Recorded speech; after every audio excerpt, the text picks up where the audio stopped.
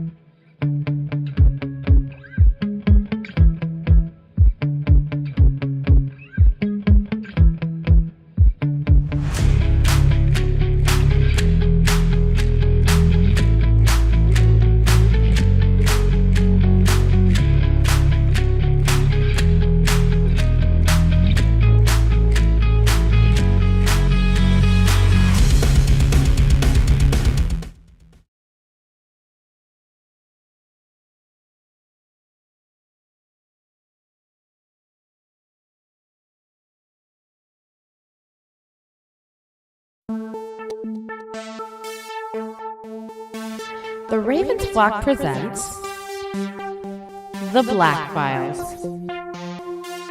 an uncensored interview and review podcast for all geek fandom.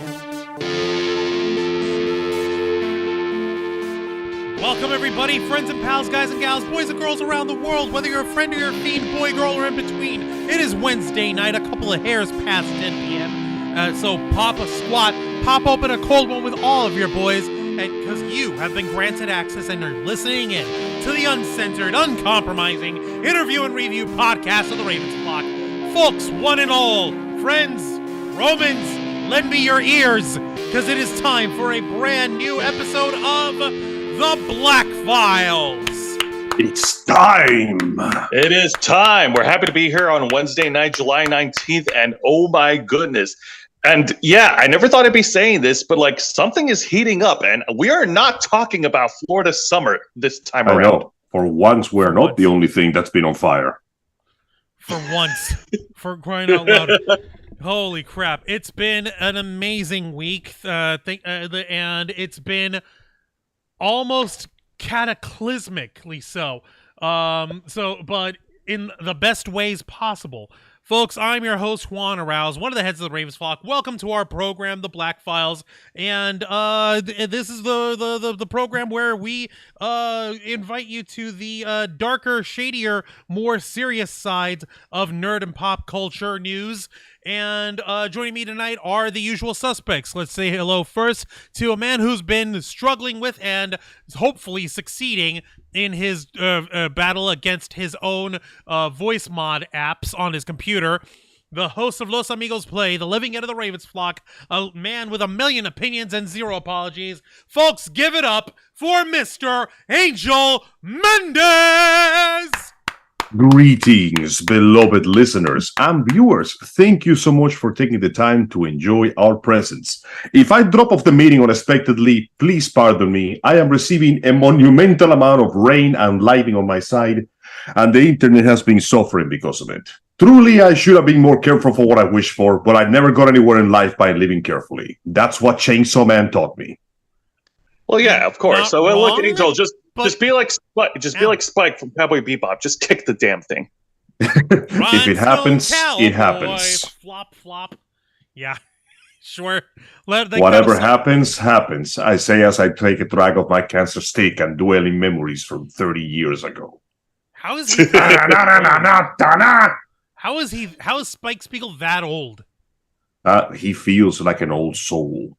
Yeah, I know, right? That is so weird. We're still in anime mode, folks, from our incredible weekend, and let's not forget the man who started it all, the head of the Ravens flock, the founder of the channel, our executive producer and content manager, and host of Wrestle Rewind. Folks, give it a big warm round of applause for Mr. Jose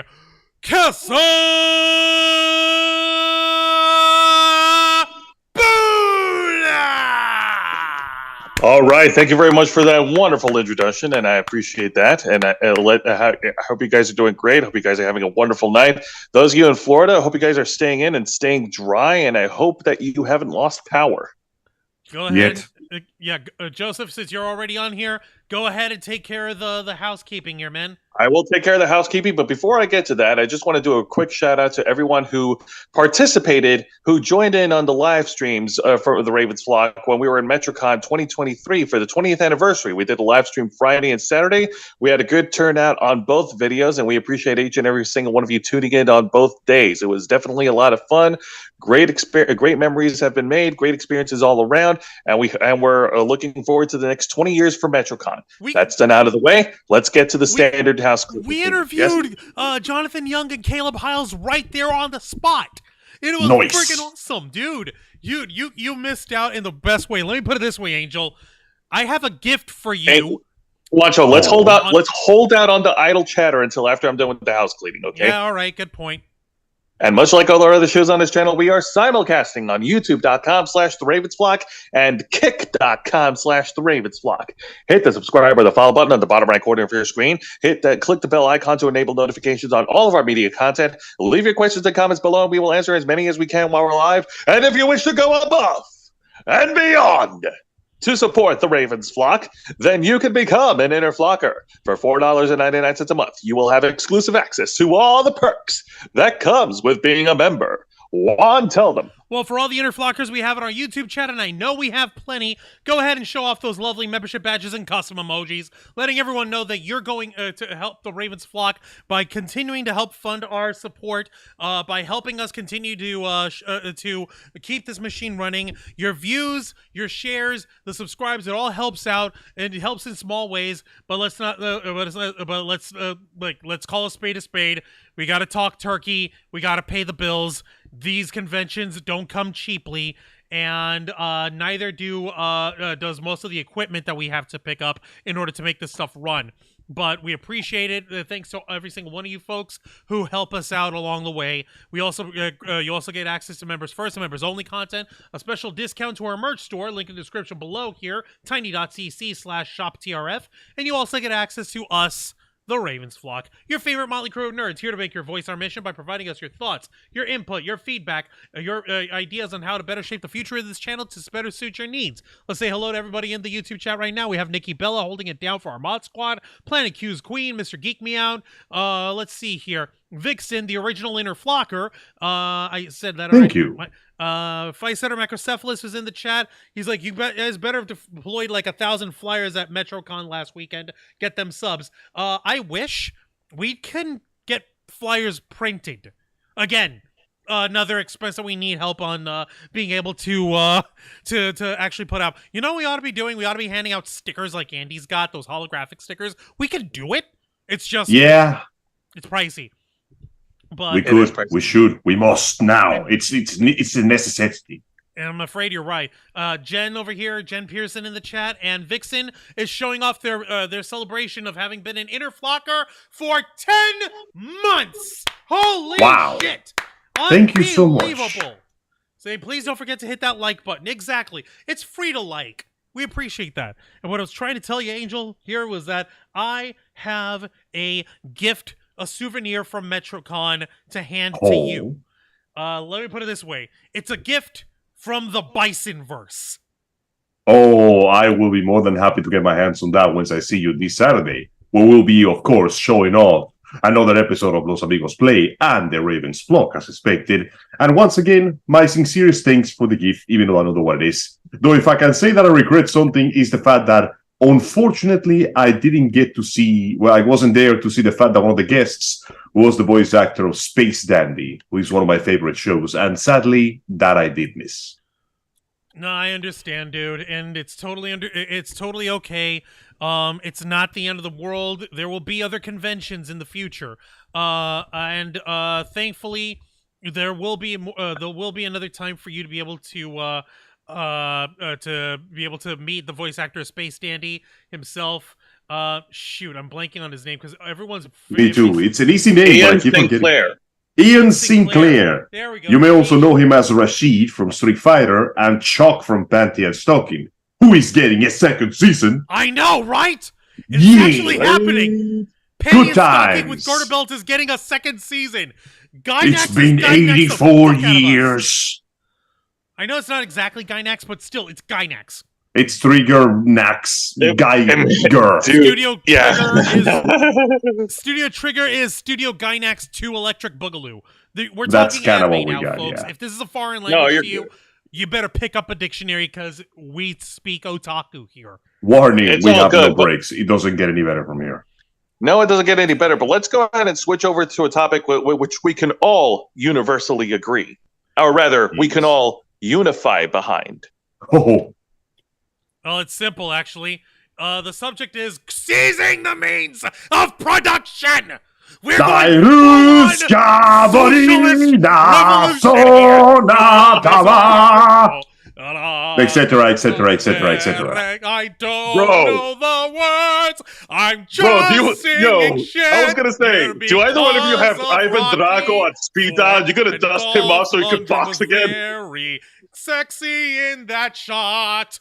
Very good parents. Oh my Angel, God. you got all right, Juan. You got Ivan Drago on speed dial. You want to dust him off so he can fight again? I must break you. No, he learned his lesson in Creed 2, all right? He learned his lesson that some fights aren't worth dying over. He's like a machine. He won't go down. No, he's like a piece of iron. He Remember? won't go down. Do you see him, Rocky? He's not invincible. He's a man. You see that? He's not a machine. He's a man. He bleeds, and you gotta take him. That's the last fit. All your strength, all your love, all your hate, and this last round. Do it, Rocky. I love the fact that entire movie boils down to the entire film builds Drake was this unstoppable murder machine, this like Terminator in the body of a man. And then when the actual man happens, he's the one that goes, Jesus, what does it take to bring this motherfucker down from the Bronx? Right? Written by Sylvester Stallone. And Yeah. Rocky 4 ended the Cold War. Okay. Yeah. Like, no. Listen, what that one was time it was important. What was it like? Freaking, what do you call it? When that general came up and was like, "Look at them, you idiot! They cheer for him! Win, you fool!" He picks him up, hoists him up the air. I will defeat him, not for you. I will defeat him for me. I will defeat him for me. Like, I'm not just a freaking propaganda tool. I still got pride of a fighter, man. What the I have hell's wrong? honor. Some could say that that's actually a good illustration of what's happening today. right? Unfortunately, yes. There's some matter of honor has to happen. As you know, and as you can see by the blatant opening of the episode, we will be discussing the recent and ever surprising developments of the ongoing and ever so salacious second writers' strike. Yes, we're on the second. Yeah, the last one was around 2008. This is the second one. We're in 2023, and lo and freaking hold, SAG-AFTRA, the Actors Guild of Hollywood, has joined the fight. It's like Color me officially impressed and surprised. it's like that's not even the most surprising thing. I didn't know this until they made their announcement. The president of SAG-AFTRA is Fran Drescher, the nanny. This is hysterical. I don't know if you know that sitcom, Angel. I don't know if you know that show. No? I'm sorry, that is one of the shows that I have not seen. Okay, Angel, okay, let me put it this way. She's a Jersey girl with a heart of gold, and she's the nanny to a family of a single dad. That show. Yeah. And they've got rich kids, and she's a total sweetheart, and you know, she's down to earth and shit, right? Yes. That one. That's her. Can you freaking believe it? I mean, hey, I can think of worse people to be in charge of your movement against exploitation of the studio. Whoa, shit. What? What, oh shit? Nothing, I just died. Died in what? Well, my internet came back, so I figure I'm gonna just test it out and start playing Monster Hunter while we talk. What the fuck, dude? We're multitasking in the middle of our grand workers' revolution, comrade. Yes. For you see, I am not a revolutionary. I am a saboteur. I am a collaborator. I'm going to tell you, you're hiding the scripts under the floorboards, aren't you?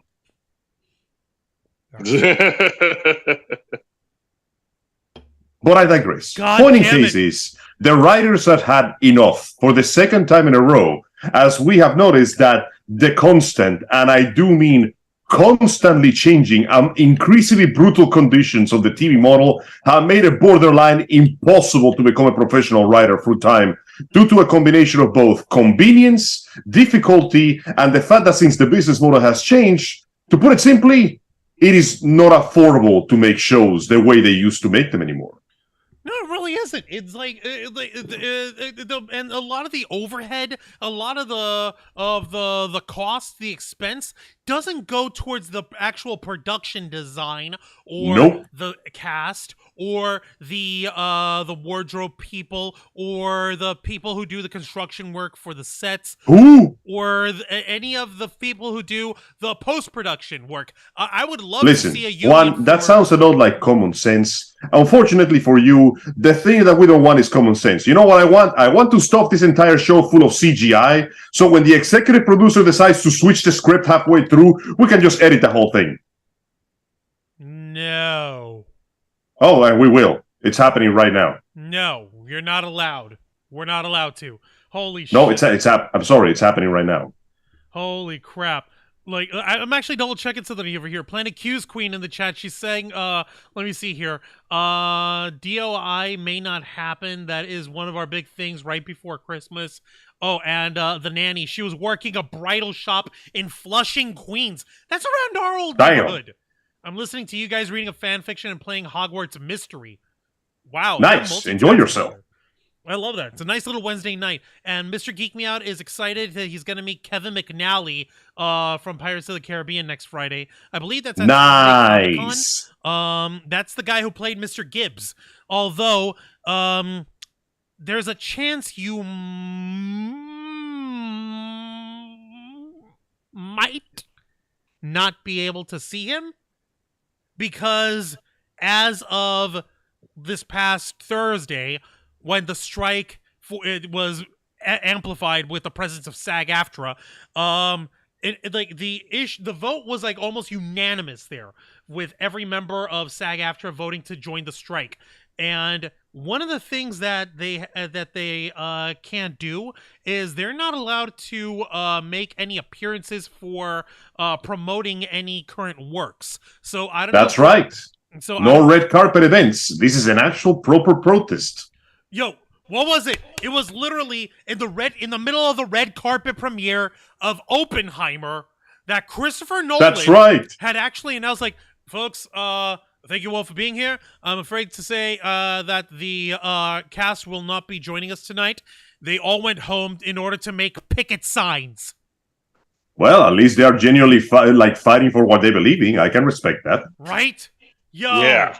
And forget about it when it comes to like the Barbie movie too. So Barbenheimer the Barbenheimer meme is on strike.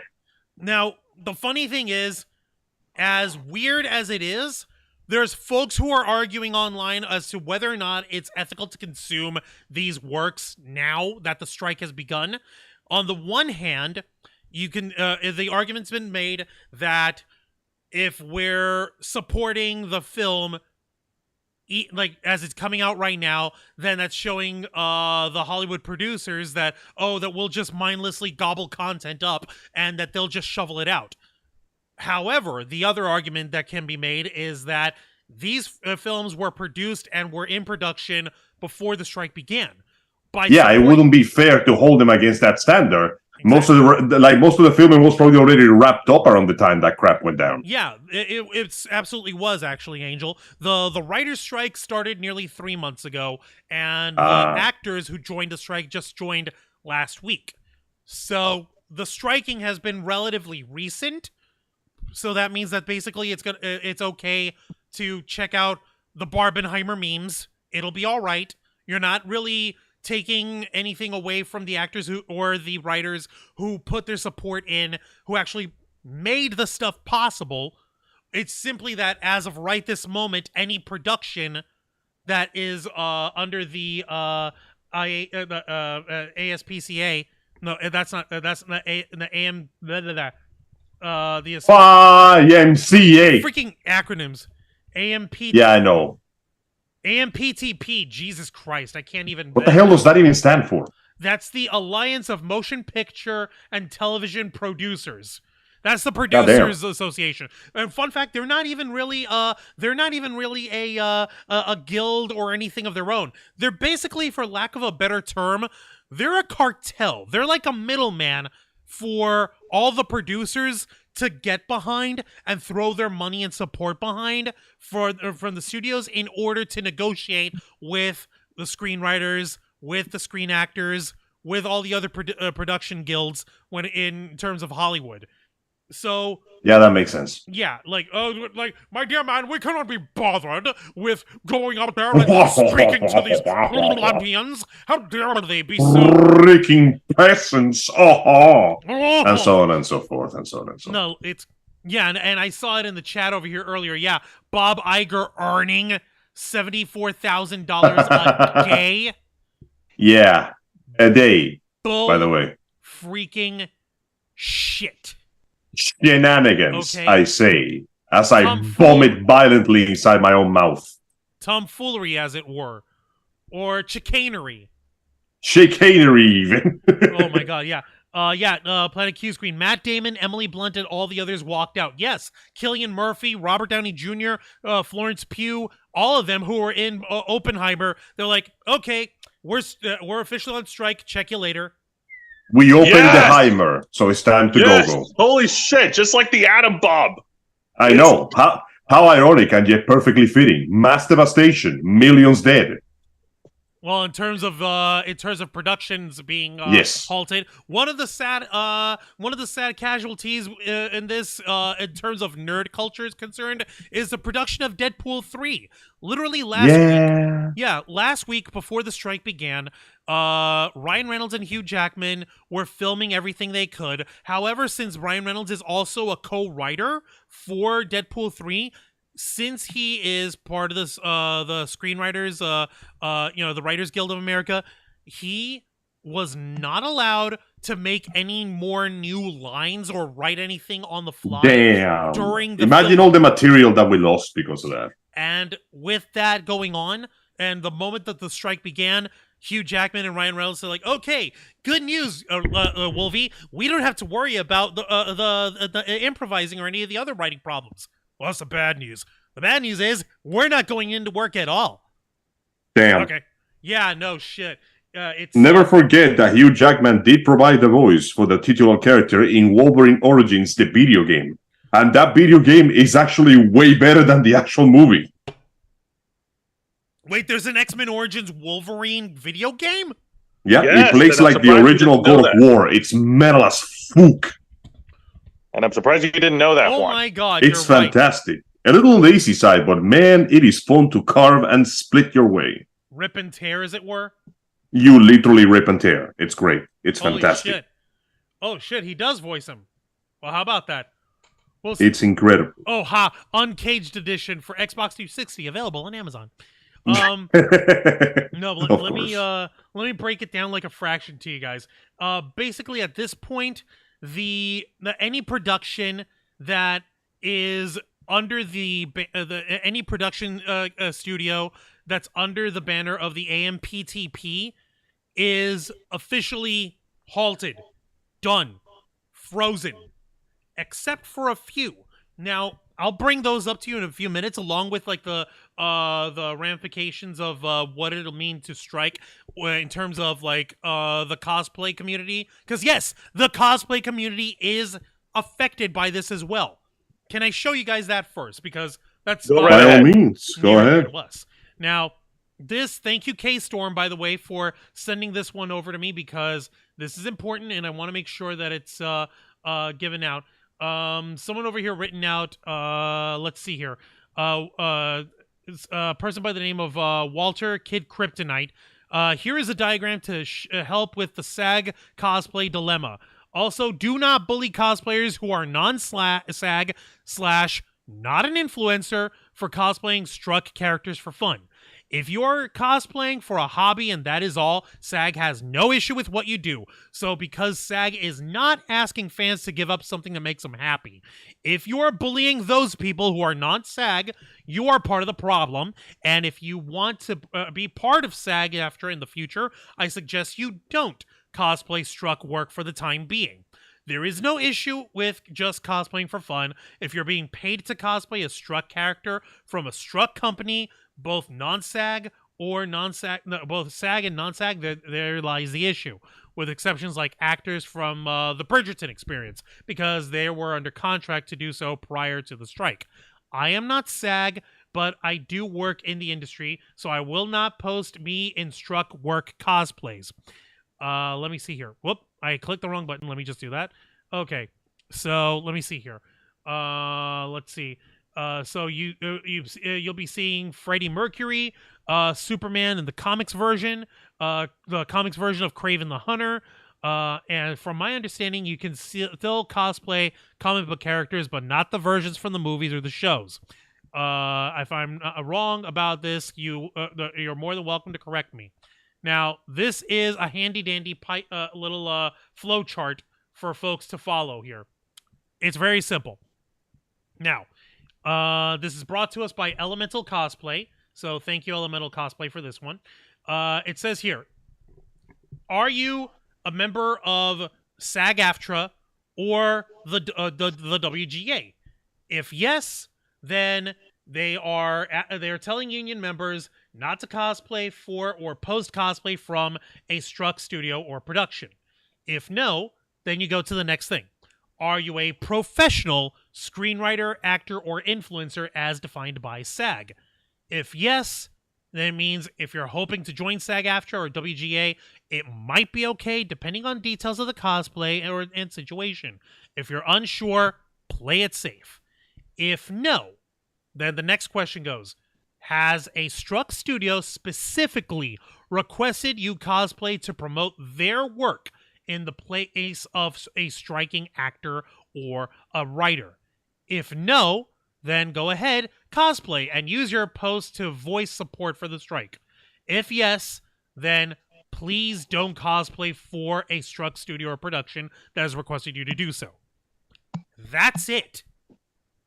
It's not as complicated as it sounds from how I'm blabbing it out, because the flowchart really only has like 3 separations max. Easy. It's like, okay, are you part of the unions? No? Okay, cosplay all you want. Okay, but if you are, don't cosplay it for any of the productions that you're doing. I'm not wrong, am I? Am I making sense? I hope I am. It makes sense until you remember how ridiculously expensive it is to make those cosplays. You're not wrong. It is expensive. But then again, if they're paying for your cosplay, then that's a whole nother beast altogether.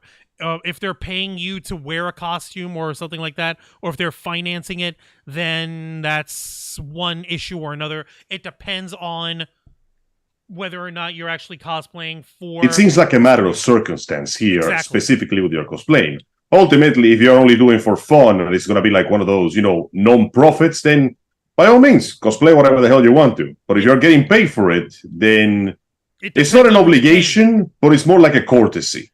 It depends on who's paying you there. It's like one of those, like, okay, am I being paid by a studio? Okay, but is that studio one of the studios that's being struck by the Actors and Writers Guilds? If so, then don't do it. Yeah, because you're basically giving them money, and right now the last thing they need is more money. Exactly. Like, folks We're trying to show them that the stuff works. So I get it, but I get it. Right. No, it makes sense. It's a little wonky, but it makes sense. So let me see here. I want to check out what everyone's saying in the chat. Lisa Boo made it. Hey, up there, Lisa Boo. Welcome to the Black Files. Let me see here. I was also double checking. Planet Q's Queen earlier said, I agree with the writers and actors that are striking. Watching everything down in LA because we are union at the arena I work for, and we're supposed to have Disney on Ice in November. May not happen.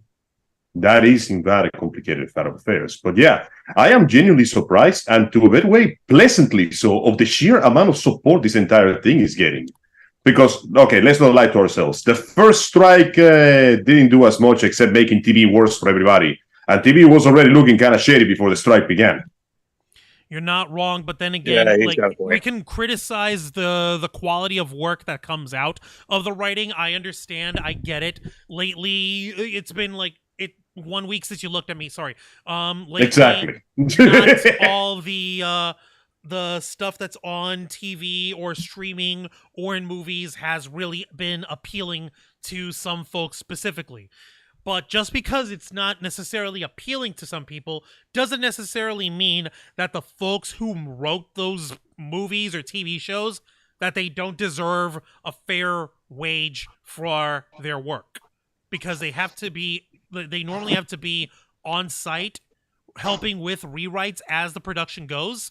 They have to actually... Yeah, it doesn't help that the industry has become filled to the brim with rewrites thanks to the advent of CGI. Especially for Marvel shows where you can and they will change anything at a moment's goddamn notice, and you're expected to just figure out how the hell the plot is supposed to work. Also, as much as I love to shit on writers for making dumb decisions, let's not forget many of them are in fact good at their job, but they are also at the whim of executives, producers, editorials, and the director's vision. And I'm putting as many quotations on the word vision as I possibly can. That's totally understandable, Angel. The fault isn't entirely on the writers if something doesn't turn out good. It's like too many hands in a cookie jar. Exactly, and we have seen plenty of that happen. Yeah. Let me give you one example. The Amazing Spider-Man 2. Yeah. That's all you have to say. That's it. That's all I gotta say. It could have been good. It could have been great.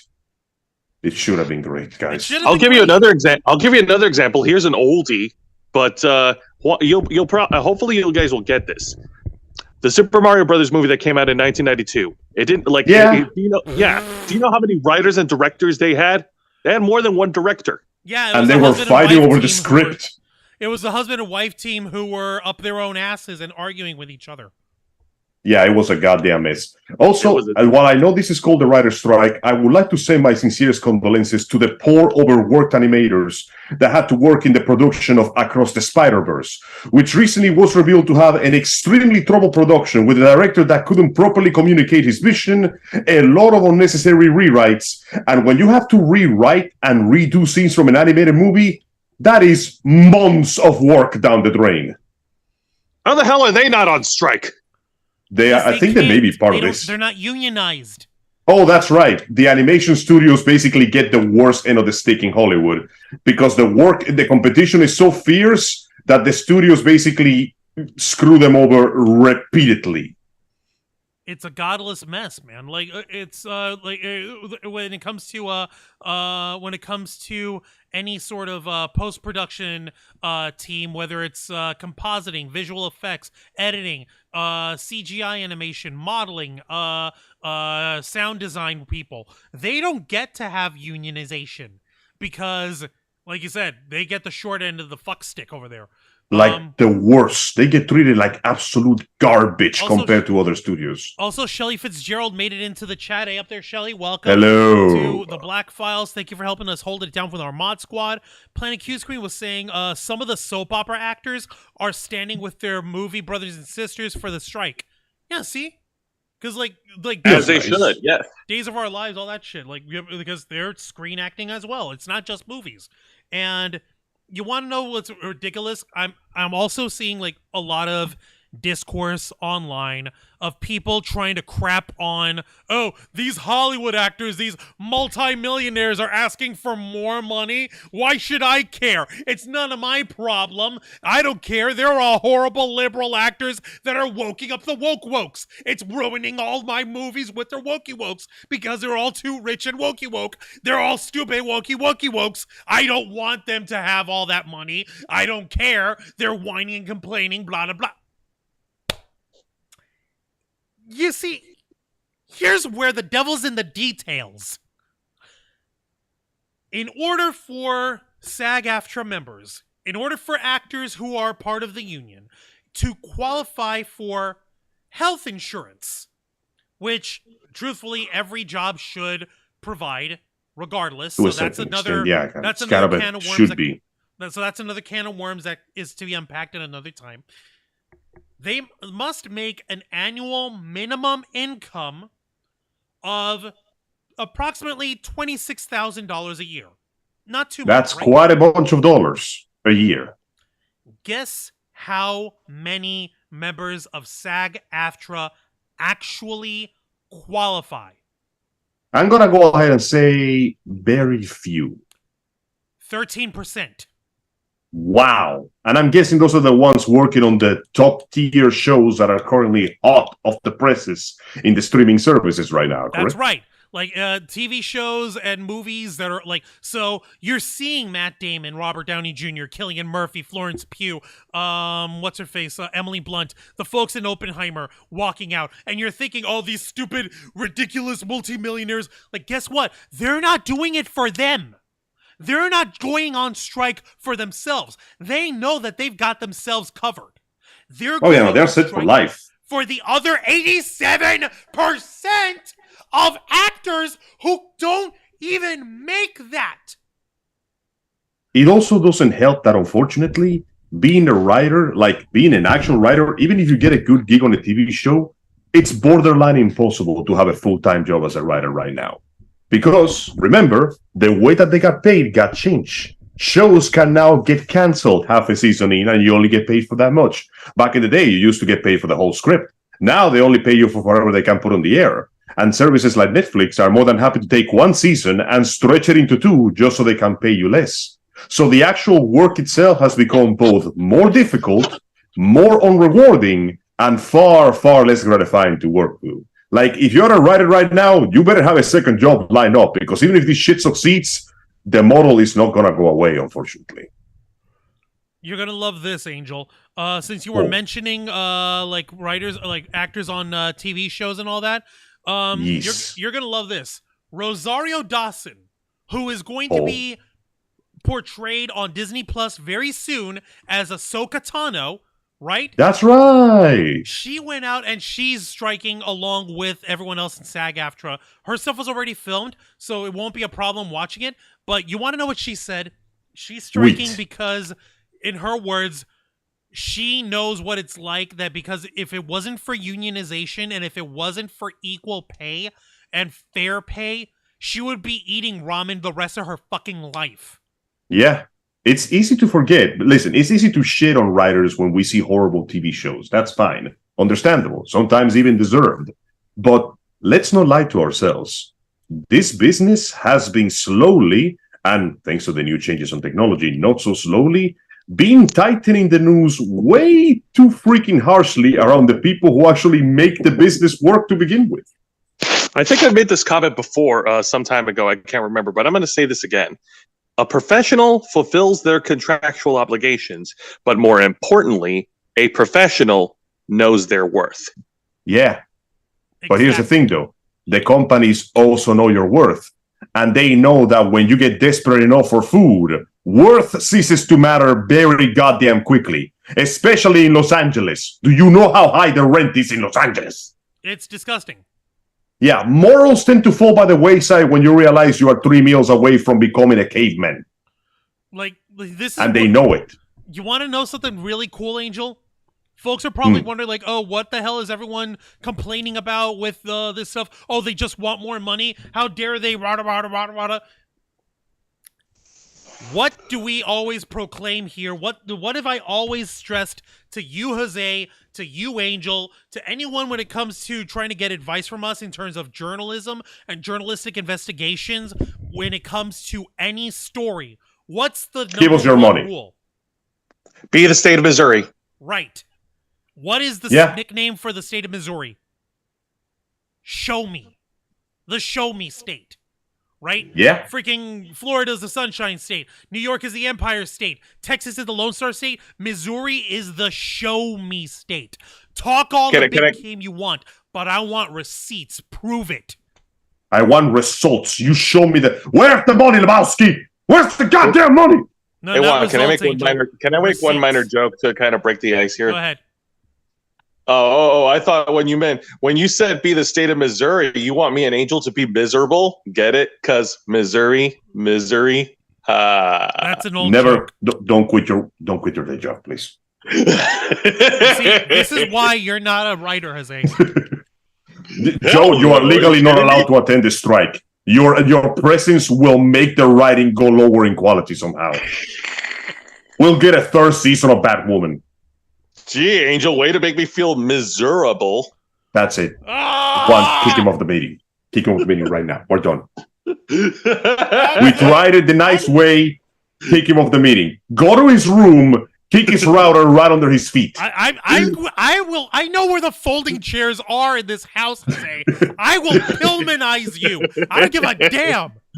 I do not give a damn, son. Violence has been demanded. It has been required, and now there is a surplus. You did this, Joe. Now get this. SAG-AFTRA All right, let's break it down. Actually, let me take a look at the chat because Planet Q Squeak dropped something else here. The Mario movie in '92 was trash, LOL. It's trash, but it's funny trash. It's a nightmare when you were making it, but it was the results were fun to watch. It's a nightmare that requires a specific brand of brownies to enjoy unironically. And thankfully, I know the recipe. She also mentioned, listen to Melissa Joan Hart's podcast from today that talks about the strike and how the studios are screwing the day actors or screwing the actors out of residuals from work. Melissa doesn't even get residuals from Clarissa Explains It All anymore from back in the 90s. Can you believe that? Melissa Holy shit! That they could at least let them keep the damn thing. They did that much for it. No, it's like she doesn't get residuals on it anymore. Here's what's up. Why? Well, I'll explain it to you, Angel. And this is actually, it's all depends on the structuring. Get this. Clarissa Explains It All was aired on TV on Nickelodeon, right? Yes. After that, it went into syndication, home video. So all the sales from all of that and the viewings and the ratings from all that, her residuals came from that. What does she... Okay. What is Clarissa Explains It All now on? Jose? Don't know. Fill it in. Paramount Plus. Paramount Plus.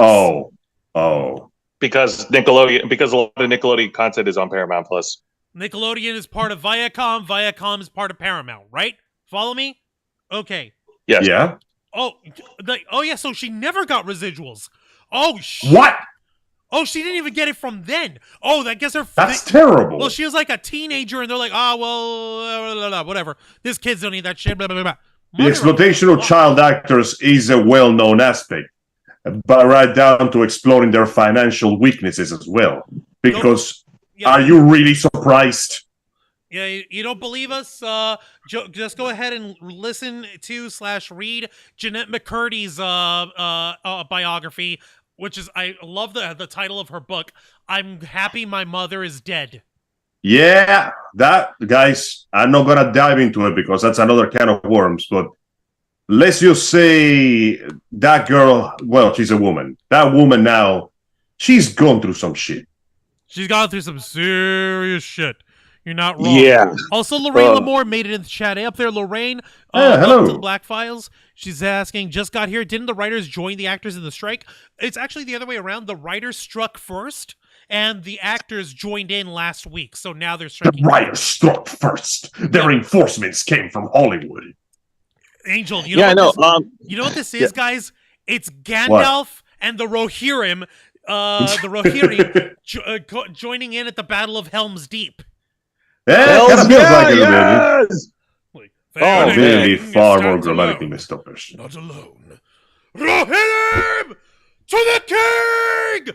And they fucking charge in with the sun behind them. Yeah, that scene That was so was cool. That was really dope. But getting back to the main subject, like, and while we were keeping up with the news and we were keeping up with the developments, like, I think it's time we address this, and then we'll briefly address it, like, because when we were keeping up with the developing story, you know, we thought that it was going to impact the guests that were going to be in MetroCon last weekend, but fortunately, it looks like that was already nipped in the butt, right, Juan? Yes, it was. And now I actually want to pull this up because this was addressed last week, right before MetroCon. Actually, no, right at the beginning of MetroCon over here. I will show you, find folks the link here to our local Fox 13, the Tampa Bay. And this was an article that was put up, and this was something that we were worried about, but then this came up, and headline reads, SAG-AFTRA actors strike not impacting Tampa conventions according to organizers. Okay, fair enough. Yep. Organizers of the anime convention MetroCon said the SAG-AFTRA actors strike is not impacting celebrity appearances this weekend. From Alex Craddock, the head of MetroCon himself, at the moment, the current head, he says, quote, "We've worked closely with them to make sure they're not doing anything they're uncomfortable with or anything that would be breaking their strike guidelines, but we've managed to work with everybody, and they're really excited to meet with their fans.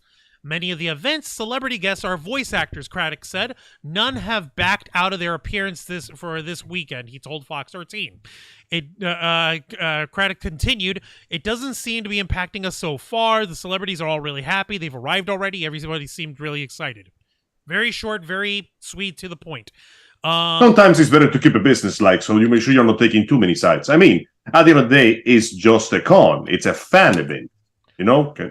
That's true. However, Angel, if an actor is at a convention or a fan panel or an interview or a podcast or on their social media, and if they're promoting a current work, something that they are currently in, that's out there, that they're going to be in a premiere, or something that they're currently in the middle of production of, that's a no-no for the striking over here. Okay, but how exactly that, like, okay, but what if it was an anime, which has nothing to do with the current industry from the West, which is the one having the problems? Anime is Remember, voice actors, as opposed to writers, have a slightly more, let's just say they have more leeway on the grounds that their point of work is a bit more on the line of, I don't write the instructions, I just lay down the bricks kind of thing. As far as voice actors for anime is concerned, they're not impacted at all. Yeah, because this mostly seems to impact actually live action television. Yes.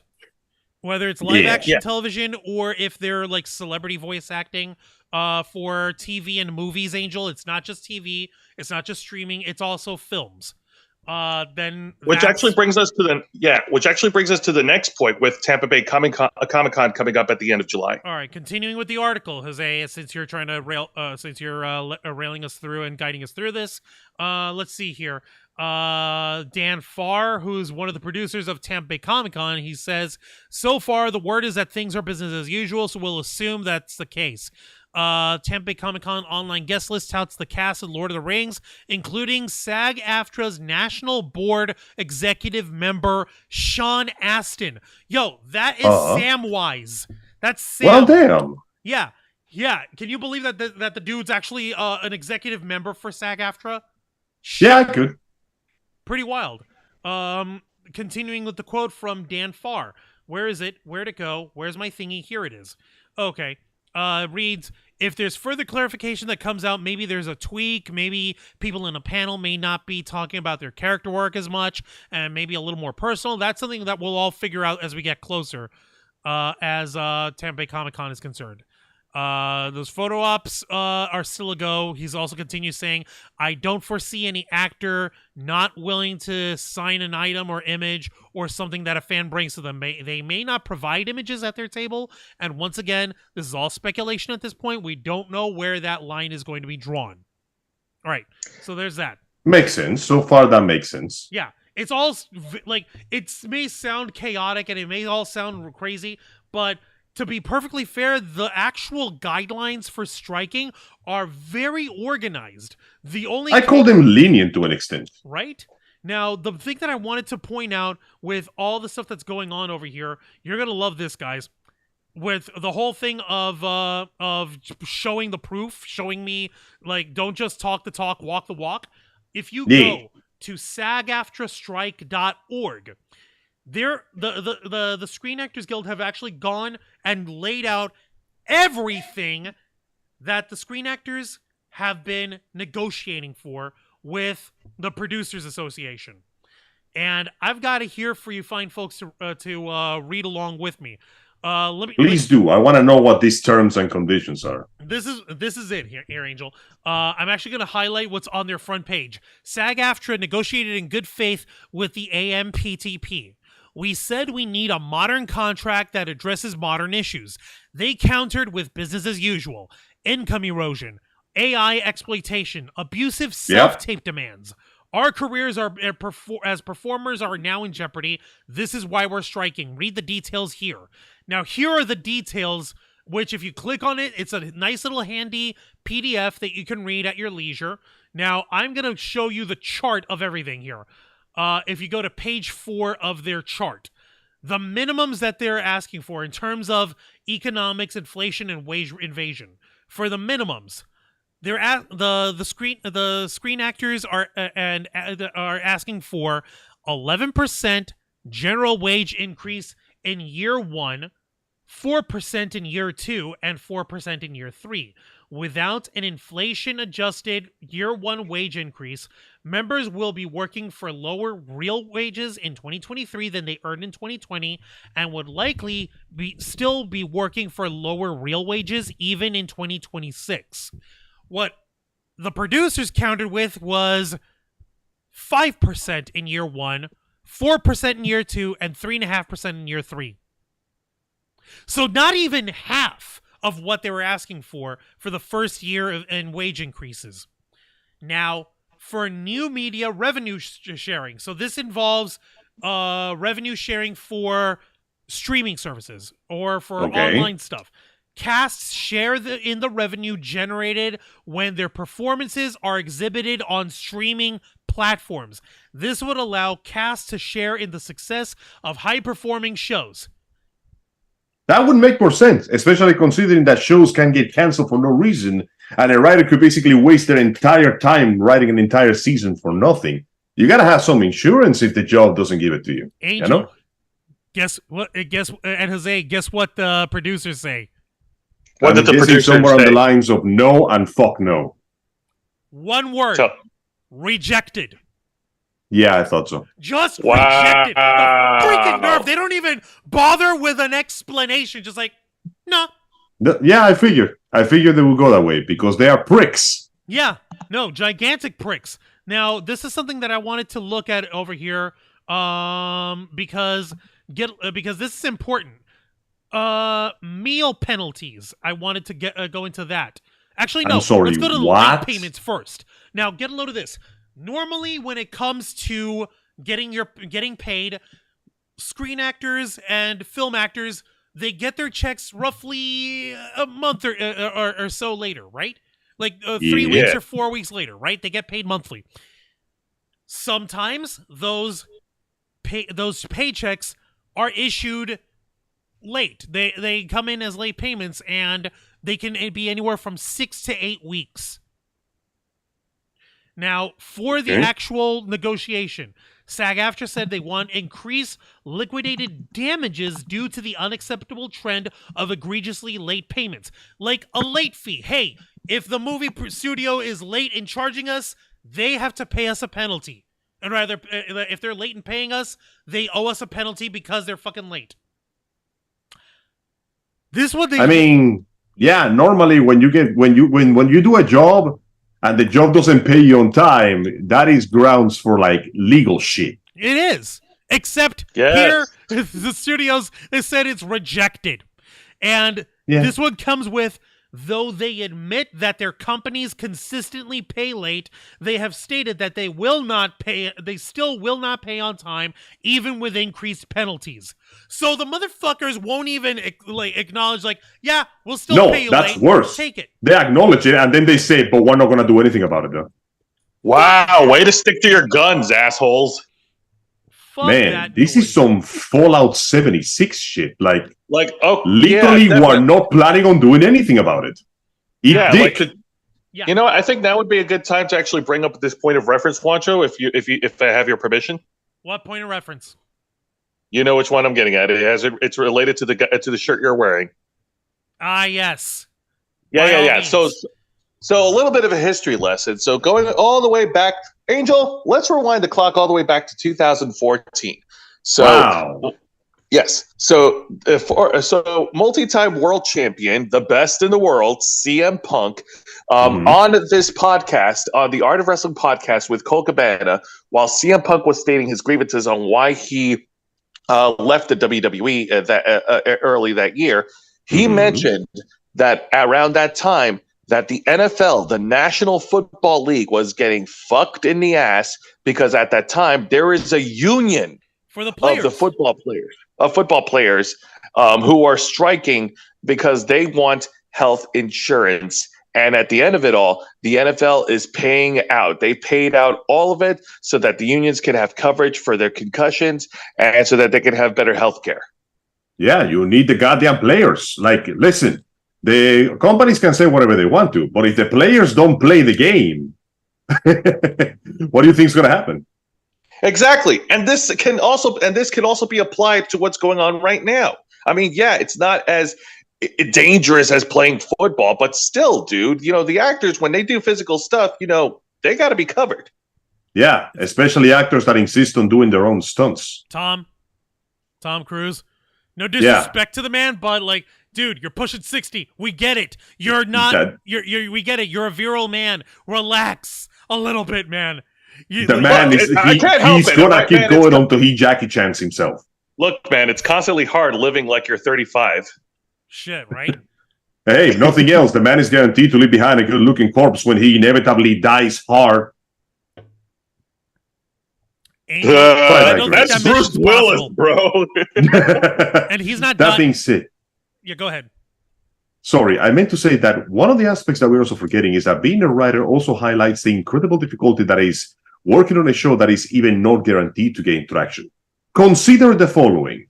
We live in a society where we no longer have to worry about, oh snap, I missed a rerun. Now I have to watch TV. We live in a society where I go, man, I missed the show. It's okay. I can just watch it on streaming in 24 hours. If I feel like it. We are surrounded by both instantaneous gratification and very easy to obtain gratification, which means that when your show hits the airwaves, it better catch interest immediately or you ain't getting paid. Now, that's already hard enough if you're doing live action. Because let's be honest, live action, difficult to work with, but not impossible. Let's try something else. Let's say that you are trying to do animation, for example. Let's say that you are a fledgling writer working for a TV show of animation and you want to break into Cartoon Network. You can't now because Teen Titans Go has basically devoured the entire schedule and your show ceases to exist. But you're thinking, that's okay. Maybe I can go to try out with the streaming services. And you can't do anything because anime exists and it has been consistently dominating the airwaves of American television for the last few years. So not only are the companies you're working for treating you like absolute garbage, not only are the executives, the directors, the producers, the editors, and God knows who the hell else messing with the script constantly, not only are the rewrites completely screwing up your ability to tell a good story, if your idea is even good to begin with, the competition is so fierce that even if everything goes right, there is no guarantee you'll succeed. And yes, the studio will use the opportunity to happily screw you out of a paycheck. This is what it's like to be a modern writer nowadays. Think about that for a second. Like you stated, Angel, we live in a society. Society. I actually want to share. Hey, guys? I'm actually sending you both an article. Like at first, I sent you both a Facebook post, but now I'm actually sending you the source of a story that's actually in relation to what's going on. And this is and this story actually focuses on David Duchovny, an actor who is well known for one of the greatest Fox shows. Mulder, FBI. Hey, it's our boy from the X-Files. Thank you. I was trying to build that up. I was trying to make it epic. How dare you? No. Yeah, but in this article from Deadline.com, Juan will be able to share it shortly. The headline reads, "Dispatches from the picket lines. David Duchovny joins the X-Files reunion as Rosario Dawson, Caitlin Denver, and Hilary Duff strike for fair deal on residuals and AI." Hold on, wait. X-Files reunion? Hold on. Where was he? I wasn't even aware there was a reunion to begin with. I didn't even know there was a reunion to begin. Hold on a minute. I'm actually double checking this over here. Take your time. Sorry, because you mentioned Rosario Dawson and Hilary Duff. Obviously, Rosario Dawson and Hilary Duff, they're actors and they're striking also. But I'm like, what do you mean that there's a reunion? Another thing? Yeah. Like, didn't they try doing a reunion before and it was like, eh? Yeah. Okay. Nostalgia is a powerful drug. Which we're actually going to address in a little bit over here because, like you mentioned, there's it could be crazy. And Planet Q Screen was saying Sean Astin, you know, what's his face from Lord of the Rings, Samwise, saying he's actually the son of Patty Duke and John Astin, who originally played Gomez Addams in the original Addams film. Hey, nice. Not Raul Julia from the movies, but John Astin from the TV the original series. Yeah, nice. So. And also they're moving downstairs and they're watching us on the big TV. So let's take a look. Thank you. Thank you for that. Dispatch. Yeah, first read. Yeah. Go ahead and read that, and also read the Facebook one I sent you. Okay, so let's see here.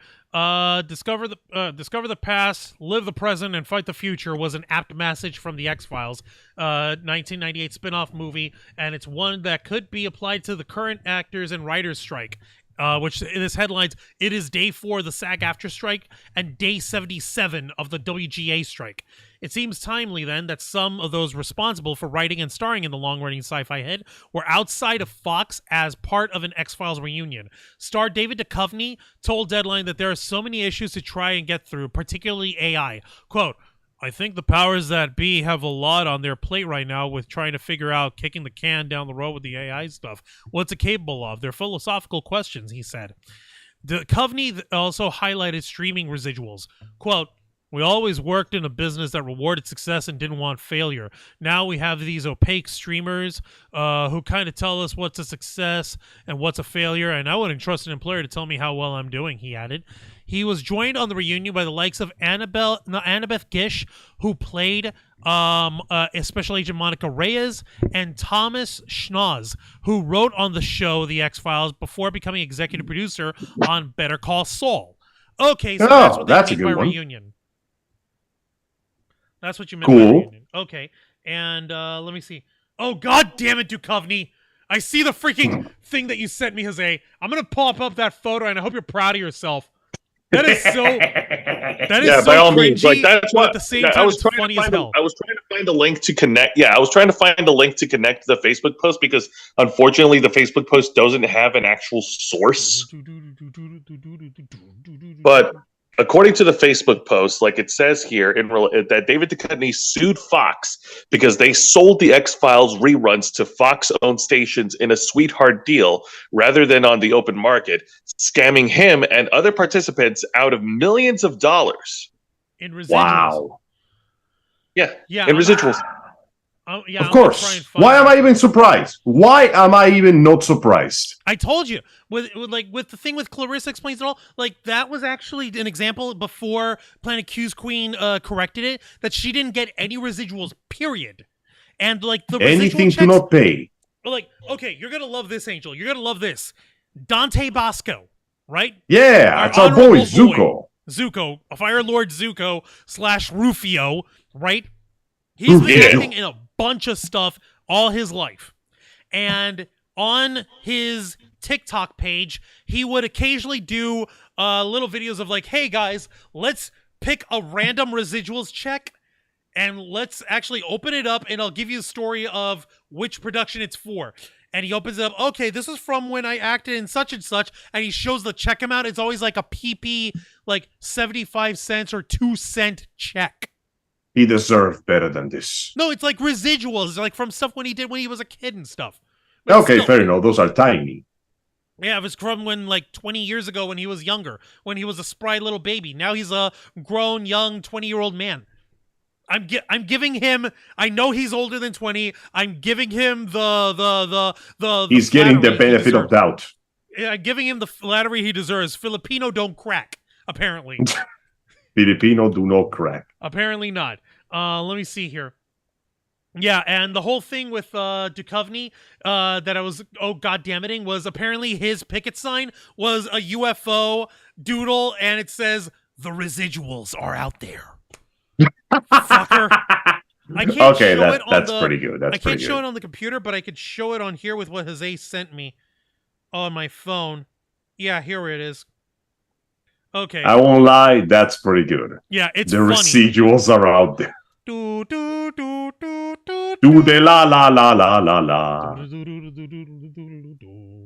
But yeah, no, this whole thing just highlights the thing that pretty much everybody has known, and that is the fact that these companies pretty much make money out of screwing people over. All the entertainment we received in the last few years, both good and bad, let's not lie to ourselves, has been a combination of nothing but exploitation of different aspects. Maybe it's the animators, maybe it's the writers, maybe it's the freaking actors, maybe it's a combination of one or the other. But the point in case is, when they said the show must go on, they meant that it's gonna go on over your blood, sweat, and tears. And this strike, which has gathered more support than the other by a large, spectacular margin, has resulted in a simple combination of, it's not that it was not going to happen, it's that we're surprised it didn't happen sooner. And for once, I am genuinely looking forward to seeing consequences. I'm just going to get it out right now. I want Hollywood to burn to the ground because of this. I want this entire goddamn industry to fall into pieces and for something actually decent to come out of it in the future. Hopefully, maybe. Here's hoping. And maybe it will require the entire Good Morning Gun chainsaw rocket launcher treatment. Yes. Maybe it will. Hopefully, diplomacy prevails. I know that diplomacy didn't prevail. Diplomacy has already failed. Kill them all. The strike. One. You're not wrong. Just kill them all. Replace the picket signs with swords. We can do this, guys. There's more of you than there is producers, CEOs, and executives. What are they gonna do? Stop you? Well, considering the fucking the nasty thing that Bob Iger said. Saying like, oh, these people are being very unreasonable, and it's very shocking and disturbing to me. Motherfucker, don't come to us making $70,000 a day. Yeah. And call any other actors, whether it's Chingano Fulano from down the street working as a background extra to fucking Meryl Streep, and call them unreasonable or ungrateful. Motherfucker, shut the fuck up. Yeah, you don't get to play the card of unreasonable when you are sitting comfy on your ivory tower, basically swimming in monies, in cash dollarinos. Yeah, no, let me actually. I wanted to show something. That's something a little bit more important. When you're working, we work straight jobs. We work regular ass work, like 9 to 5s, right? What do we usually get? We get breaks and we get meal breaks. Yes. Yeah, I get my lunch and my 2 breaks. I can choose to take it. I can choose not to. As long as I don't go over the clock, there should be no complications. Right. Now get this. As part of, I'm going back to the list of demands and the list of the negotiation shit. For meal breaks, the SAG-AFTRA was asking to increase the penalties against the production for not providing meal breaks, which have not been updated since 1961. The show must go on. The show must go on. The show must go on, no matter how many bodies he has to go. I will kill 10,000 writers before I let this show die. That was rejected outright. Same Of with course the rest he was. periods. With rest Please periods stop exploiting us and treating us like subhuman scum. No. How about I do anyway? Let me see here. Like, you guys gotta understand. This strike doesn't count as something as feeble as please give me more money. This strike comes out of the area of please treat me like a fucking person, which apparently it's too much. No, it's too much, according to poor Bob Iger and David Zaslav over here. No, fucking David Zaslav. He got the shit booed out of him at a commencement ceremony at a graduation. Everyone, he was in the fucking robes and the freaking mortarboard, all that shit, and he was giving a speech over here, and fucking, what do you call it? He literally was telling us, like, dude, like, if you want to be bold and successful, all the fucking students were chanting at him, "Pay your writers! Yeah. Pay your writers!" Shit. David Zaslav. Oh my god. Have you considered paying your goddamn writers? Pay your goddamn Juancho, writers. but Juan, he's a fan of CM Punk. Extreme. Hold on. I'm double checking something over here. No, it's not related, by the way, Jose. Okay, never mind then. Moving on. But Juancho, David Zaslav, but he's a fan of CM Punk. No, he's not. I bet He's a liar. His entire career is born on falsehood and slander. As Will Ferrell so famously said in one of Jon Favreau's better films, Elf. Actually, all of his films were pretty good. You sit on a throne of lies. That is the hardest line that came out of that movie. And it was hard, too. Like, shit, dude, what the hell? He's just a guy. Damn. It is. He's just listen, sometimes it takes just a guy. And sometimes it takes this kind of thing. The bastards on their ivory towers outright say that they plan to drag this strike as long as it takes until the workers get desperate enough that they basically give up. But I think that this is it, boys. I think we have reached the proper tipping point. Years of exploitation have been leading to this very moment. And you know what? I am perfectly fine with everything crumbling down to pieces. Because if this is the kind of shit they gotta go through just to give us entertainment, then I don't want their entertainment. It's just not fair, man. Angel, I said it to you before, and I'll say it again. There's no such thing as ethical consumption in a capitalist society. Well, yes, but just because it's unethical doesn't mean it doesn't have to be fair. You're right. I exploit you, you exploit me, but you gotta give me a reason to let me exploit each other. You know what I'm saying? How about we don't anyway? No. How about I just put some fucking Like, at that point, that is no longer capitalism. That is fucking slavery. Yeah, kind of. Yes. Kind of. Yeah, this has fallen back into fucking medieval times. You are not a writer. You are a serf. Now plant those vegetables or I shall have you whipped. Right. Yes. At some point down the road, we forget that the actors and writers are fucking human beings. Yeah, I mean, even if you don't like their work, they deserve to be treated fairly. Okay, fine. They do a shitty job, you fire them, just like you do with everybody else. That's fine. That's understandable. Yeah. But you cannot have a writer work their ass off for you for years and not even give them the decency of a lunch break, man. Like, can you give Come us on, the dude. decency of letting us have our lunch break We packed our own lunch because you motherfuckers don't provide catering because you usually do, or at least you try to bring water bottles or like a fucking Quiznos sub or some shit. No, eat a dick and die. No, it's like the thing with the room. You remember that shit? Like they were over here, when they're talking about how when Tommy Wiseau was forced to either turn on air conditioning in between breaks or right before they start shooting in order to cool down the set because it's 1 billion degrees, or to provide water bottles. He was balking, and then he threw the case of water bottles at them like, fuck you guys, whatever. He was so pissed off. You remember hearing that? Yeah. It was so ratchet. Yeah. Like, that's how getro these folks have gotten, and it's on crack. Now, you're going to love this. Lorraine Lamore in the chat said, I worked as a non-union extra, and they didn't release us for lunch until 5 p.m. We started at 6 or 7 or 8 a.m. in the morning. They got around it because lunch was served in a large tent for all the actors not on set. Can you fucking believe that? Yes, I can. Based on everything I heard, yes, I can 100% believe the fact that they would try to do that.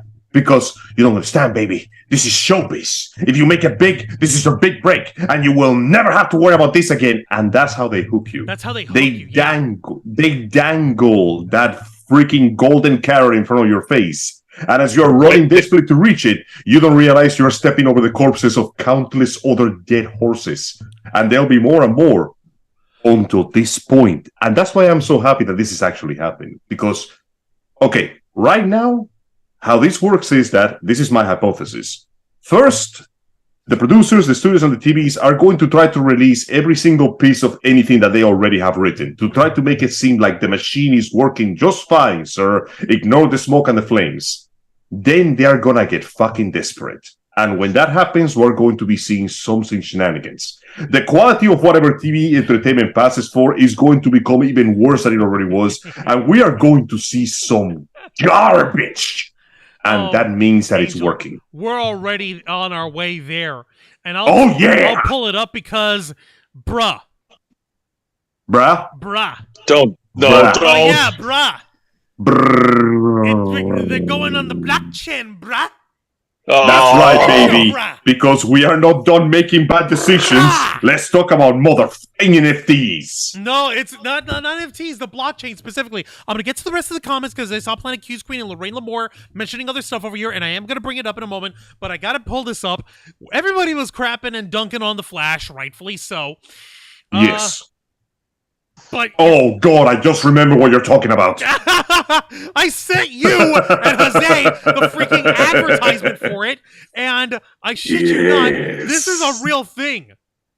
This is a real freaking thing. This is the article, according to AV Club. The Flash is going to be the first new release movie to hit the blockchain, whatever that means. The blockchain, brah.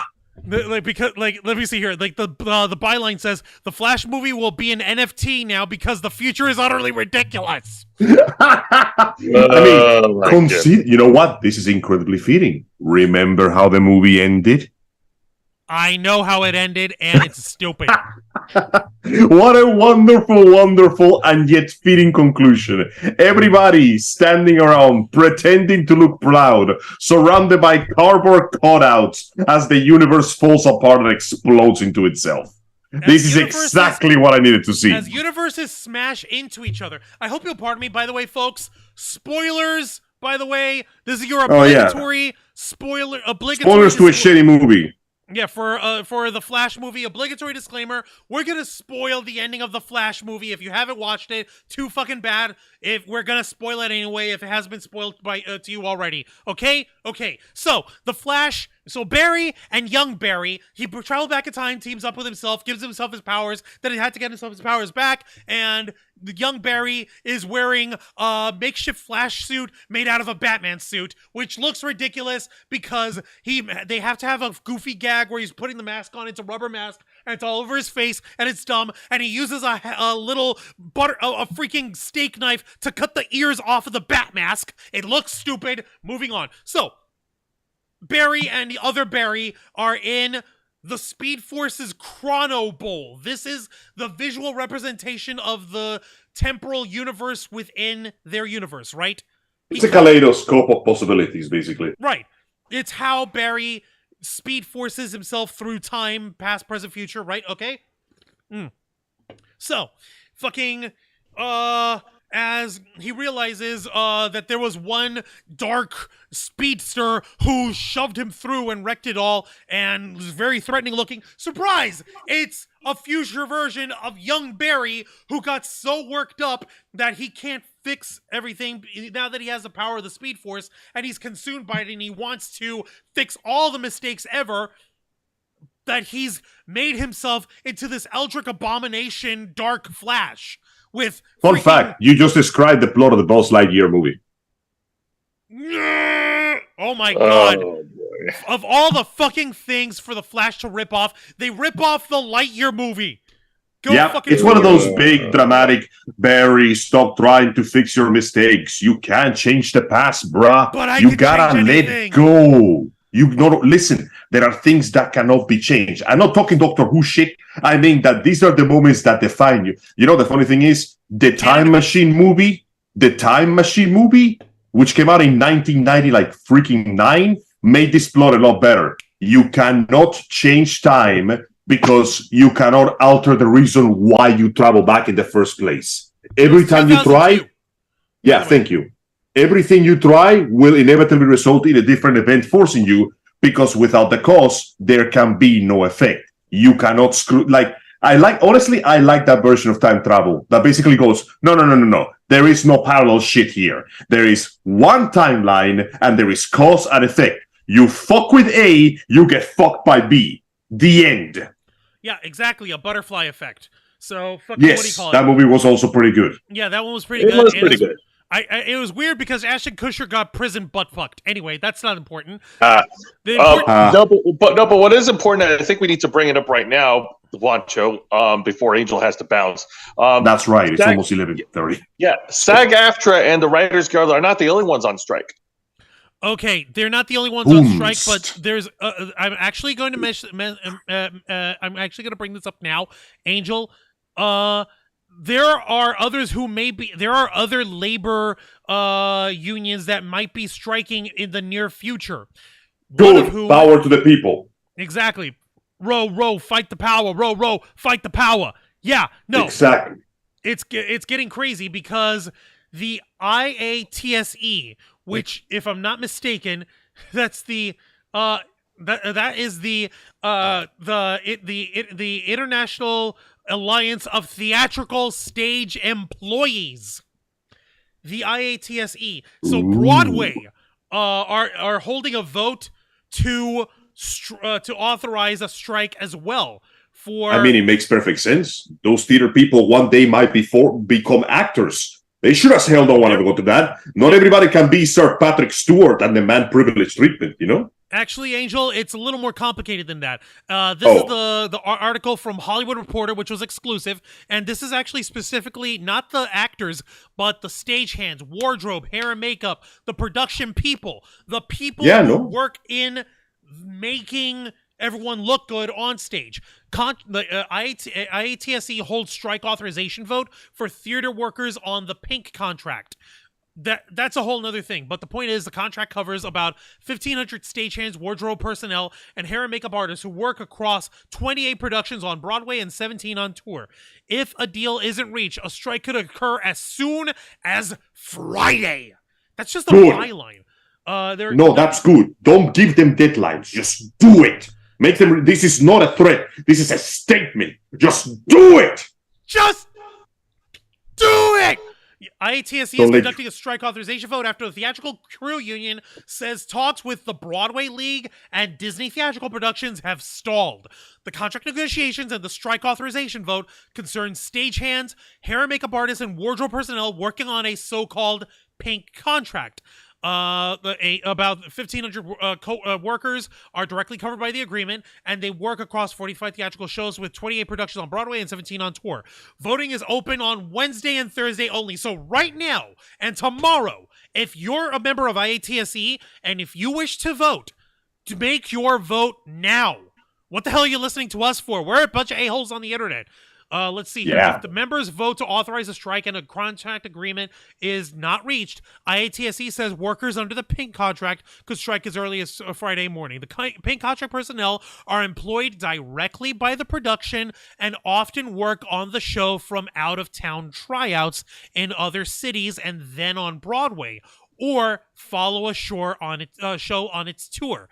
They work alongside local union stagehands who are employed by theater owners and covered under IATSE Local 1 in New York. So there's two kind of contracts for stage people.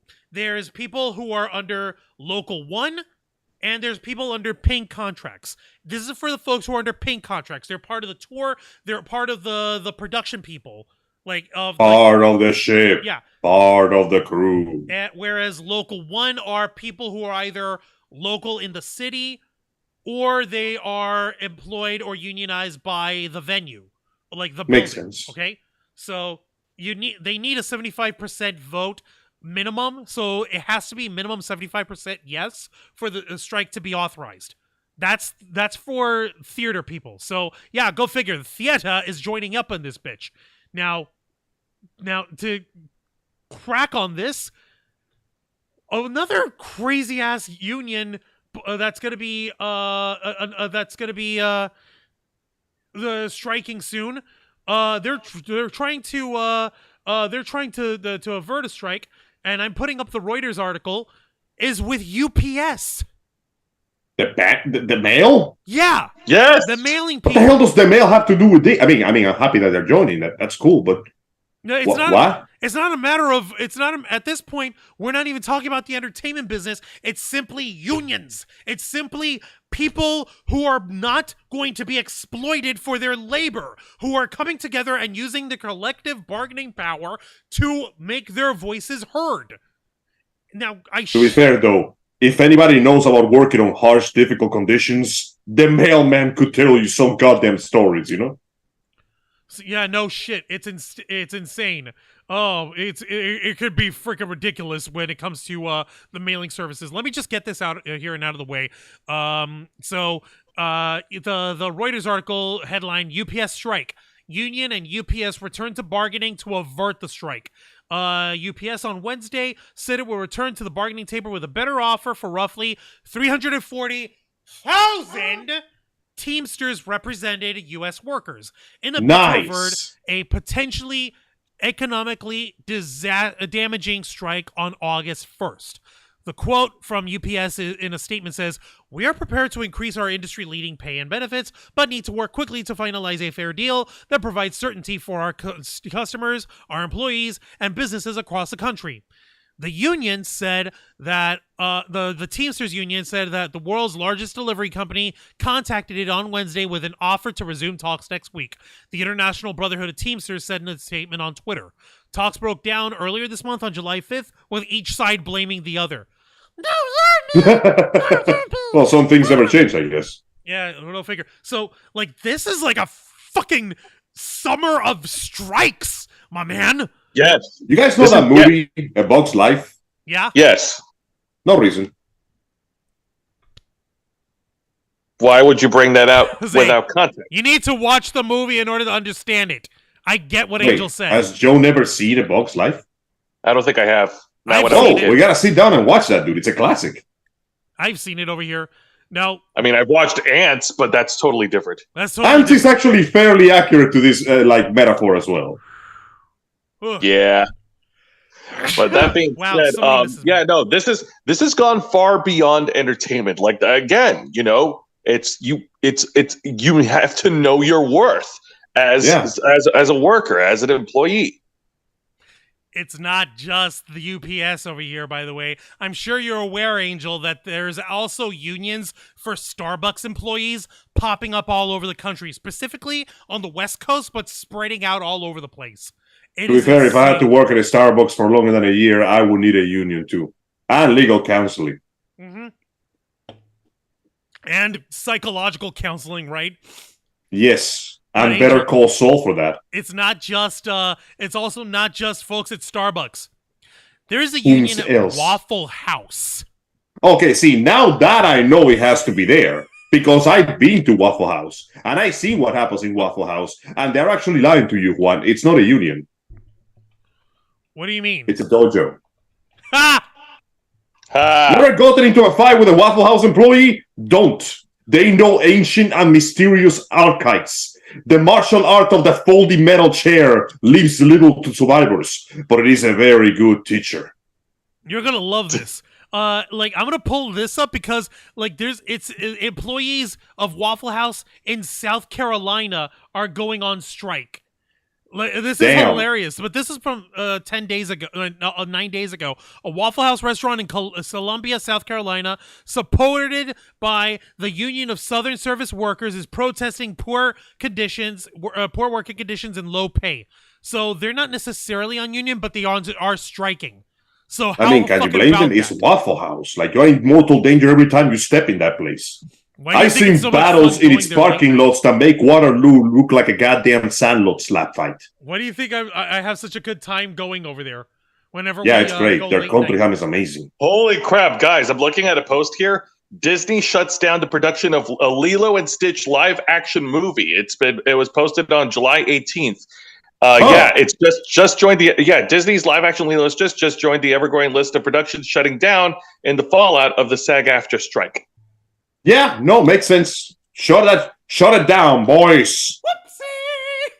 Whoopsie! Let me take a look. Now we need programmers to do the same thing, and the Western video game industry might be good again. Maybe.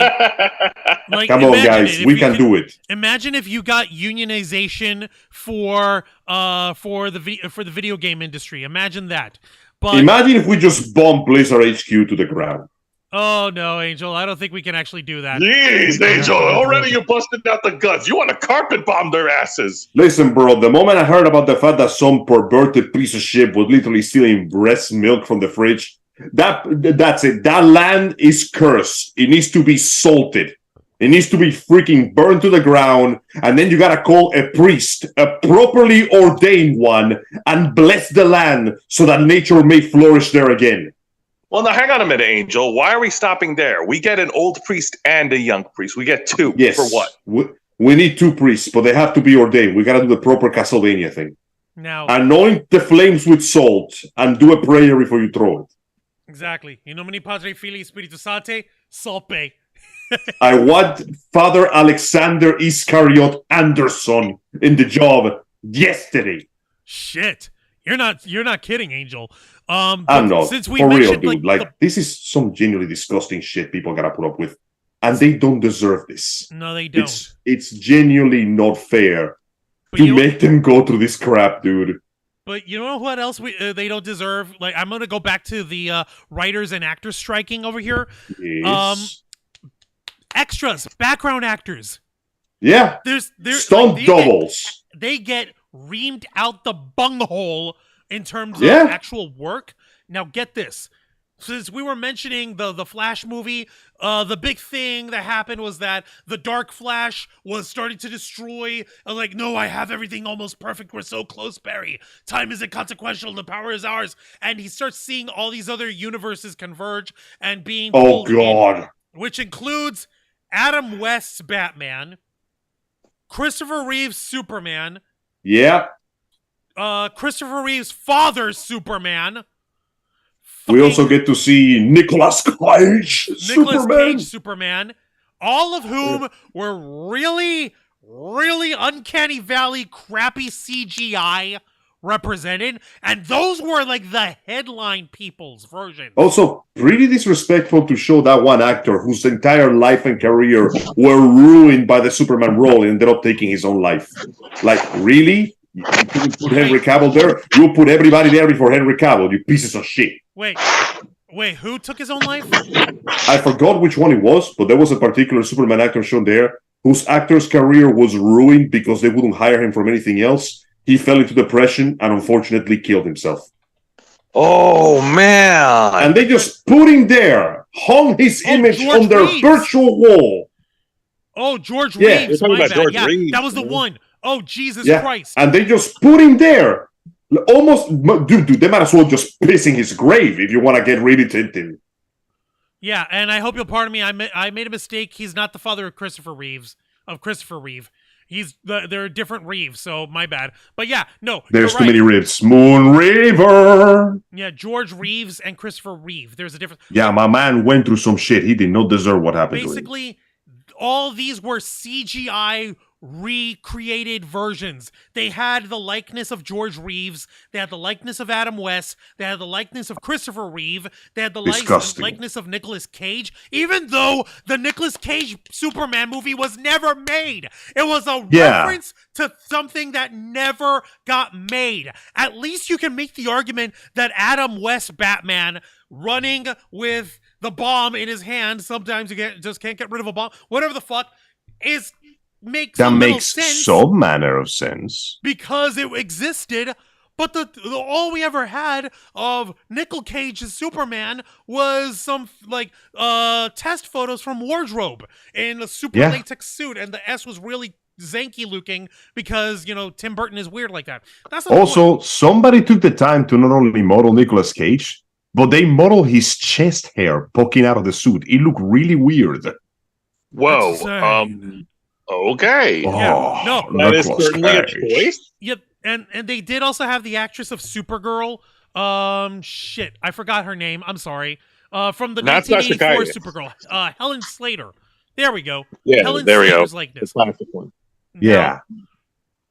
Like that movie was so bad that the actor for Zod literally was going, "Oh yeah, there was no point in paying attention to the script." In fact, this was kind of a terrible production. It felt like somebody was just banging like action figures together.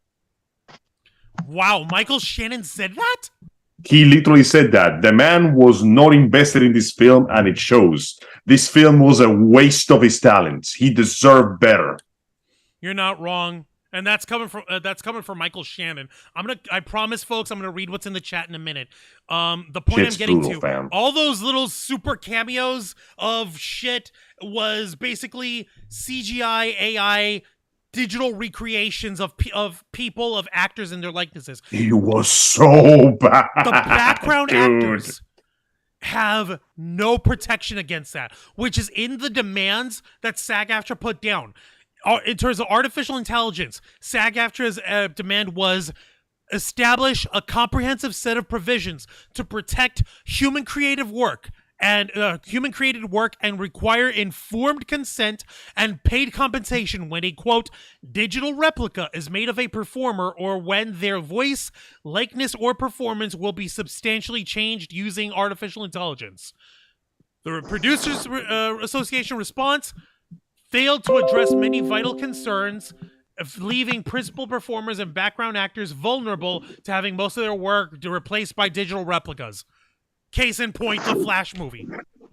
Dude, I'm telling you, the second AI was used for this crap, they were going to abuse it. There was no way in the deepest, dankest pits of hell they were not going to abuse this. And now it's going to be a shit show. And you know what? They deserve it. How much you want to bet George Lucas is over here in his ranch house with his hot wife that is like 20 years his junior, and he's reading this stuff, and is like, man, I'm so glad I got out when the getting was good. And speaking of getting out, it is time for me to also get out. Everyone, it has been a joy, and I'll be seeing you all very soon. All right, what do we have to look forward to this Saturday on Los Amigos Play, Angel? Every Saturday at 5 p.m., we'll continue our journey to the foggy, dank, wet, rust-infected land of New Jersey, but also Silent Hill too. Oh my God, I thought I was free, Angel! I was rehabbing 1 month! Whole month of rehab! There is no escape. You cannot run away from your feelings and the darkness within your soul. Now let's go find your wife. Oh, dear. Mary! Damn Mary, it! are you there? Nope. Nope, she's not there. Of course it's not. Gonna hurt. Yeah, sorry. So Angel has bounced out of the chat, and so here's what I'm gonna read off what's in the YouTube chat real quick because I've got so much catching up on here to do. Let me see here. They just won't let that movie die. LOL. Hashtag I will never watch The Flash or Aqua shit too. all from Planet Q's Queen. Maybe I got that right. Let me see here. Let's see. There was a lot of waiting. Lorraine was saying union extras got a $9 meal penalty for every half hour it was delayed if it didn't happen at 5 hours after starting for the lunch penalties. Let me see. I want to know. Planet Q's Queen said, I want to know why it is that the quote bigwigs at these companies think AI will be better than real actors in movies and shows, even better than human writers. They're trying to find ways to use it as a way of lining their pockets and cutting out as many middlemen as possible, which is fucking outstandingly stupid. So what do you call it? I'm also checking over here. Lorraine says there was a bar in LA called Residuals, and at first they would take a residual check as a payment for a drink, even if it was for like 20 cents. Then they put them on the wall. How cool is that, Jose? It's so weird, right? On the wall. Oh man, oh man. So what do you call it? Let me take a look here at the rest of the chat. Planet Q Screen. In California, it is state law that they have a lunch break and 15 minutes. That's why the studios go to other places to film. That's why they didn't like filming in California anymore, because they have legal protection and fair Whatever. wages. Legal protection, my ass. No, Jose, as in, like, the state of California has actual labor laws for people working in film and TV productions, whether you're an actor or part of the production team, and that's why they film anywhere else if they can, because, like, how dare they? Wakes up and it's all a dream. Ha, I wish. With the Flash movie. Let me see here. The only thing I'm disappointed about the Flash movie is that, man, they introduced, like, because, you know, the character of Supergirl, played by Sasha Calle in that movie, like, she got some pretty, like, positive feedback. Yeah, like, no one's complaining about what Sasha Calle did, Jose. That's not even a factor. Don't even worry about her. I know that. I'm just pointing out that that's a one thing I'm disappointed about. The fact that she got her butt handed to her in the form of this movie being shot to shit, and she did. Yeah, like, why is this cool thing attached to this piece of shit? Exactly. Right. No, I get you. Let me take a look over here. So I'm also double checking in the chat because Lorraine said that she sent me the thing with George Reeves, and yeah, I did mention it. Yeah, George Reeves, unfortunately, checked. He's the one that took his own life. Yeah, took his own life, and that's sad and shit. And yeah, it is. And yeah, there is a difference between U.S. Postal Service and UPS. UPS is a separate company. U.S. Postal Service is from the government. It's the largest government employer. Yep. And Planet Q's Queen is also asking, aren't doctors and nurses in some unions on strike as well as teachers?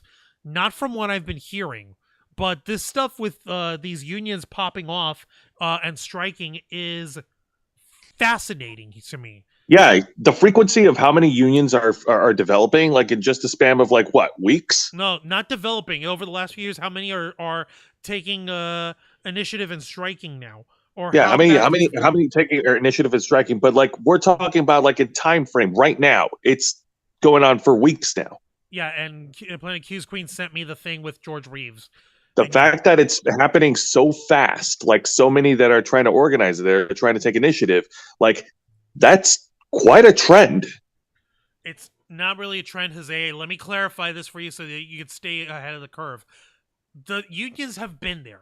It's just it's simply a very striking coincidence that all of these unions appear to be striking within the same time frame within this month, or within the past 3 months is what I mean. And that's the thing that's drawing people's attention, or at least it's drawing our attention here. Lorraine says this is good. It should get the overpaid bigwigs to realize they can't run the show or companies by themselves. Stop shortchanging us. And she also mentioned with the exorcism ceremony, and do a ceremony with salt and a white candle. In nomine Padre, Filii, et Spiritus Sancti. Salt. Yeah. Yeah, and yeah, I did see what was going on with George Reeves, regrettably. Yeah, the crazy, stupid shit that was going on with this was just an example of all of the demands that that SAG-AFTRA put forward, and are in line with some of the demands that the Writers Guild of America are putting forward as well. Like, for instance, there's stuff for dancers, for singers, people who need performers who need per diems updated over here. There's a thing with regarding wardrobe, like with one demand for wardrobe. Here's something here for you, Jose. Performers who must wear restrictive corsets or other binding costumes should be entitled to additional compensation. Rejected. Just Of fuck course. you, apparently. Of course it was rejected, because what the hell? Because fuck you, apparently. It's ridiculous. And yeah, background for background actors needing to get additional pay, rejected for background actors are the only category under our agreements who work under different terms on the East Coast than they do on the West Coast. SAG-AFTRA is seeking for all background actors to be treated equally, and the producers say no. And individuals required to do, quote, double duty, working as both stand-ins and backgrounds on the same day, should be compensated at 150% of the stand-in rate for the day. Rejected. Nope, fuck that. No, why should we? Just fuck you, money. No. Oh yeah, well, fuck them. Jesus, man. It's hysterical, and it is so tone deaf. I'm going to put the actual address for the PDF right here in the chat, in the YouTube chat, because I want people to be able to read this on their time, on their dime, because it's a lot. And it goes to show that the people at Screen Actors Guild, they negotiate in good faith. They try their damnedest to negotiate fairly, and these fucking guys just don't have it. They just don't fucking do it. They just don't care. Just no, why should we? Let me double check something else over here. Planet Q's Queen, our union with the Sacramento Kings are negotiating our contract for the new year, so I will keep you updated. We do arenas, theaters, and concert venues. I hope, Planet Q's Queen, that you guys have your demands fairly and reasonably met. If not completely met, then a compromise that both parties can agree to. Then, yeah, I hope to God that you get it. And so... yeah, no, the stupidity of the whole thing with the Black Chanbrud is just another example of what the fuck is going on with how tone deaf these producers and these studios have gotten. Now, this is another thing that I want to bring up to you, Jose, and this is something that's important that I mentioned over here at the beginning. With cosplayers who also work as like influencers, quote unquote, what their rights are or what their instructions are supposed to be in terms of how they're supposed to behave during the strike, right?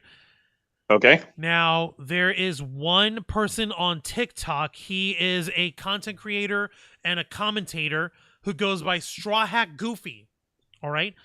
And he's a dude, you can imagine he likes One Piece and he liked a Goofy movie, hence Straw Hat Goofy instead of Straw Hat Pirates, right? Of course, yeah. Go on. Now... people are crapping on him and calling him a scab, which is a derogatory term for anyone who doesn't know about unionization and union work and all that stuff. Scab is the term that's given to people who cross the picket line and go into work in the place of the actual unionized workers at the place of employment, like a temporary worker, right? Right. So let's say, like, if I were to work at a construction site, I'm not part of a union that was on there, and the union workers are striking, and I'm not part of it, and I take the money of the construction company, I'm a scab. If that's what ends up happening, right? It's lowest of the low, like in terms of like people fucking taking the money and putting these guys out of work and proving to the employers like, yeah, no, there will be plenty of people who will take this job. We don't need you. We'll take it and we'll pay these people whatever we want. And there's influencers who are being offered fucking money out the wazoo to actually do content for these studios. Straw Hat Goofy, in his case, he was specifically saying, like, hey, I'm not an actor. I'm not a writer. I am not part of any of these unions. I make my income on TikTok and on social media as a commentator, and I'm giving my review and I'm giving my takes on these movies. Am I being paid for some of these? Yes. Am I not being paid on some of these others? That's also yes. But so it depends on which studios and which productions. I'm giving my opinions and I'm letting people know.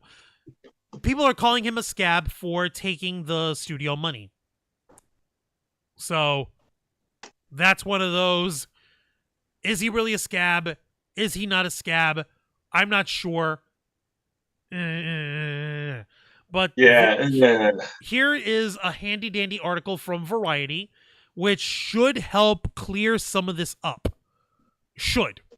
Meaning also, hey, up there, Gene Rick, welcome. We appreciate you guys over here. Well, let's go ahead and touch on it because I also need to turn in myself. All right, I'm going to touch on this and then you can turn yourself in. Turn yourself in, Jose. He did it. No. The headline reads, SAG-AFTRA strike frequently asked questions. How the rules apply to influencers, journalists, cosplayers, and more. Written by Gene Mattis. Let's see here. I'm going to go straight into the Q&A version. I'm a film critic. Can I review movies?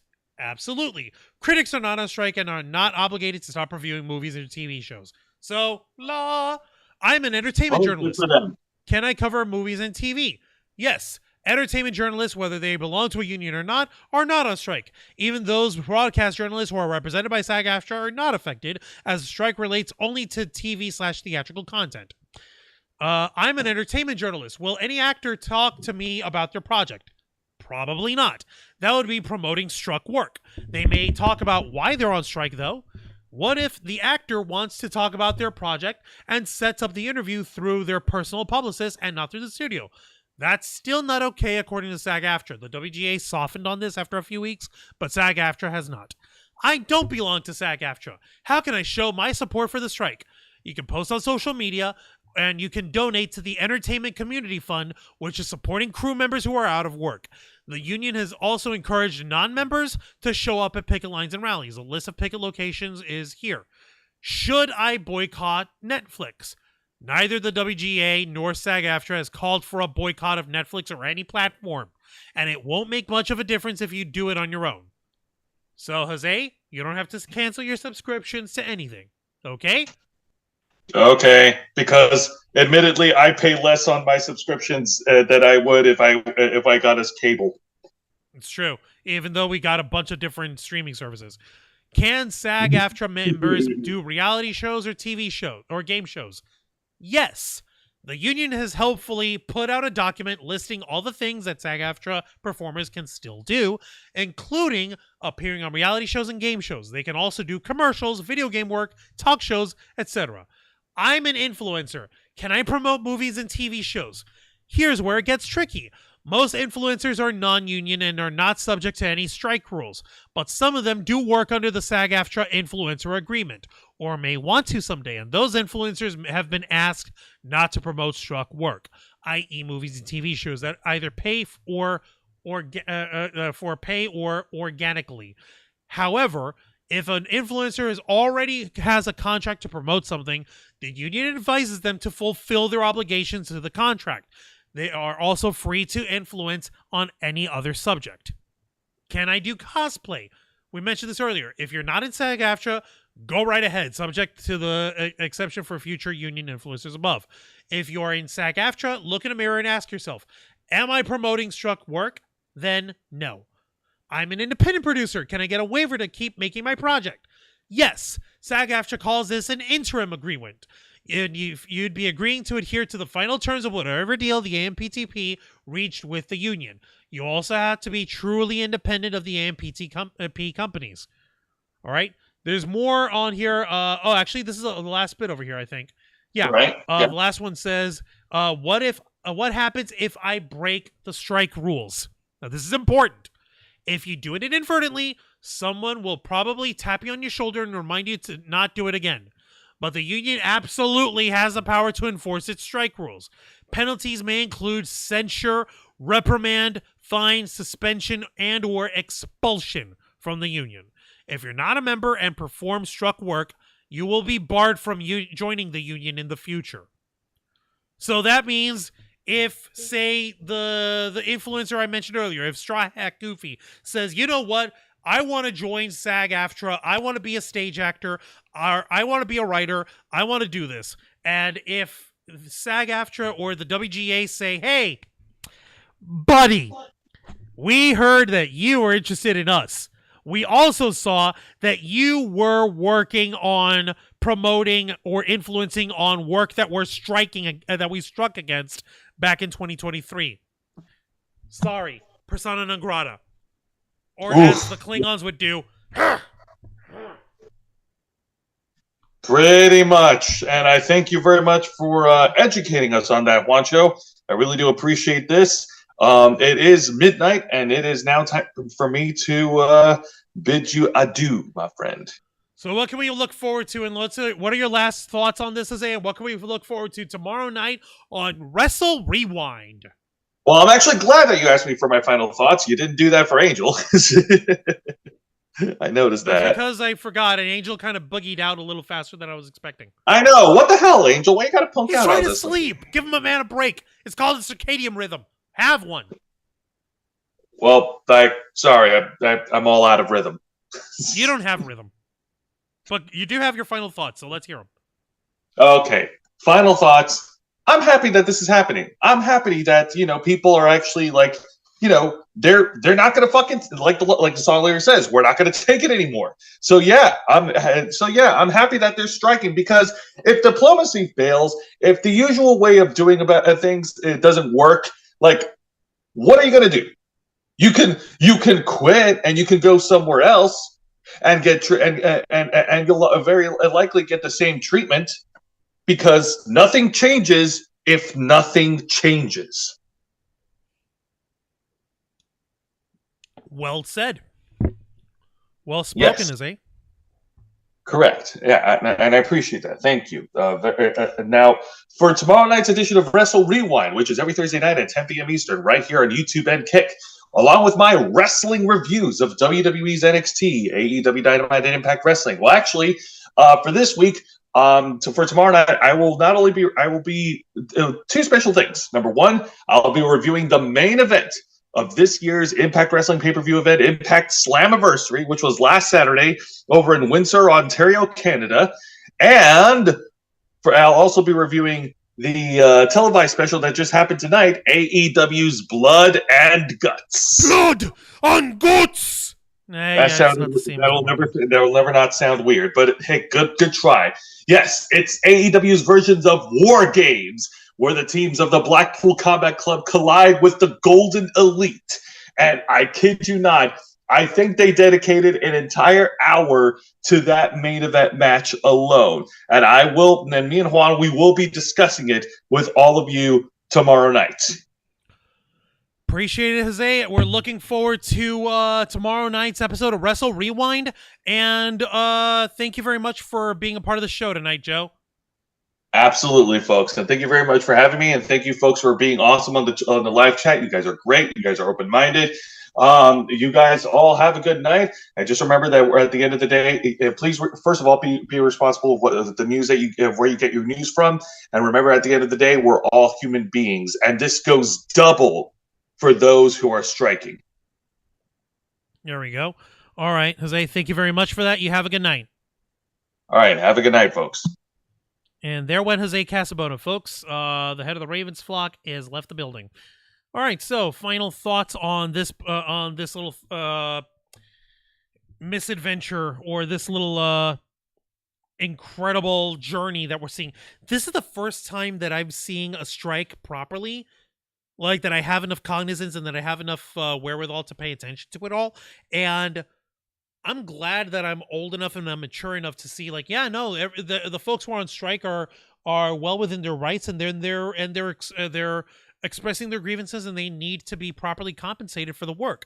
The pay models for streaming services are non-existent for writers and for actors and for background actors and for all the other people in SAG-AFTRA that you notice. If you take a look at the document that I sent you guys the PDF for, they're not just talking about the people on camera. They're talking about folks who do wardrobe and voiceover work and background extras. They're trying to look out for as many of the other people as part of the team as possible. But no, the freaking diddly bumblefucks over here at the studios, they don't give a damn. They just don't care. They just don't give a damn. And they want to try to bleed out the talent for as long as possible until such a time as and the quote was until they start going homeless or some shit.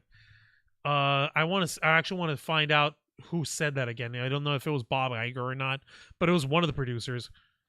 Here's Wes. Yeah, willing to let striking writers go until they're homeless here. Yeah, here's the fucking thing. I'm trying to find it from Insider. God almighty.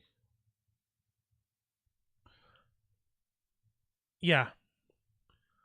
Okay, yeah, the quote reads, the end game, it's one unnamed studio executive told the entertainment publication of Insider, of Deadline, of a Deadline report, the end game, quote, the end game is to allow things to drag on until union members start losing their apartments and losing their houses. One unnamed studio executive told the entertainment publication. Deadline also spoke with other unnamed insider sources that confirmed the studio's approach, that they're basically willing to draw out in a war of attrition until people become homeless. Now, like I mentioned earlier, this isn't about your Robert Downey Jr.'s and your Matt Damons and all these folks, like the big time actors. This is about the writers. This is about the smaller actors, the people who don't even qualify for health insurance. This is about folks' livelihoods, and these motherfuckers, like this asshole Bob Iger, who makes $70,000 a day. No. They're like, no, we're just gonna wait until they're homeless. We don't give a damn. We're willing to wait until they start losing their houses. It's callous. It is cruel, and it is fucking stupid. And I'll tell you right now, they're not gonna get away with this long. Yeah, it was. Oh yeah, no. Planet Keeps Me saying is that that it was Bob Iger who said that. Bob Igor, thank you for that. Yeah, thank you, Fran Drescher from who's saying that shit. I wouldn't have fucking believed it. Adam Conover, the guy who brought you Adam Ruins Everything, and Fran Drescher are the union leaders and the union emissaries who are leading the charge on this shit. I would have never seen that in my bingo card, in my bingo board of 2023. How fucking amazing is that? How wild is that? Unbelievable.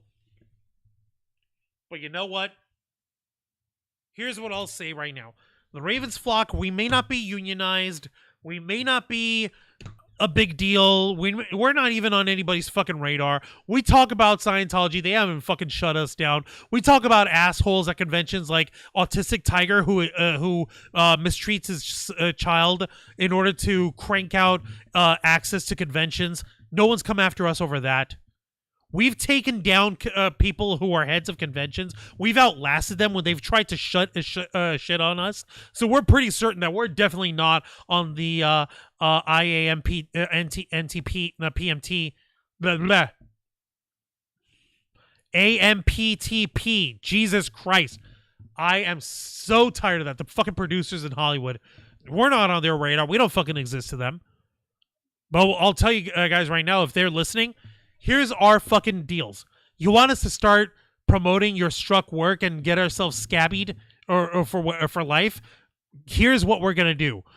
You pay myself, Jose, Angel, K-Storm, Zayana Rose, and Dragonfang. I'll say this on behalf of all of us in the Ravens flock. We'll take $1 million each for each production, and we'll gladly scab the fuck out. I'll wait. Go right ahead.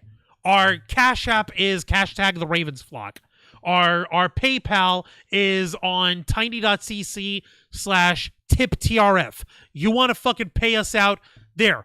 Dump $6 million on us right now, and then we'll talk turkey. I doubt that they'll fucking do that. But you know what? The point is, it's not even gonna be a factor over here. That's not even the point. The point is, I'm willing to have us do that for that big of a fucking deal before we even start talking terms. But that ain't even going to be a factor. I know that that's not going to happen because that's too unreasonable for them to even dare to think that these ridiculous influencers, how dare they try to take money from us? Oh, dear me.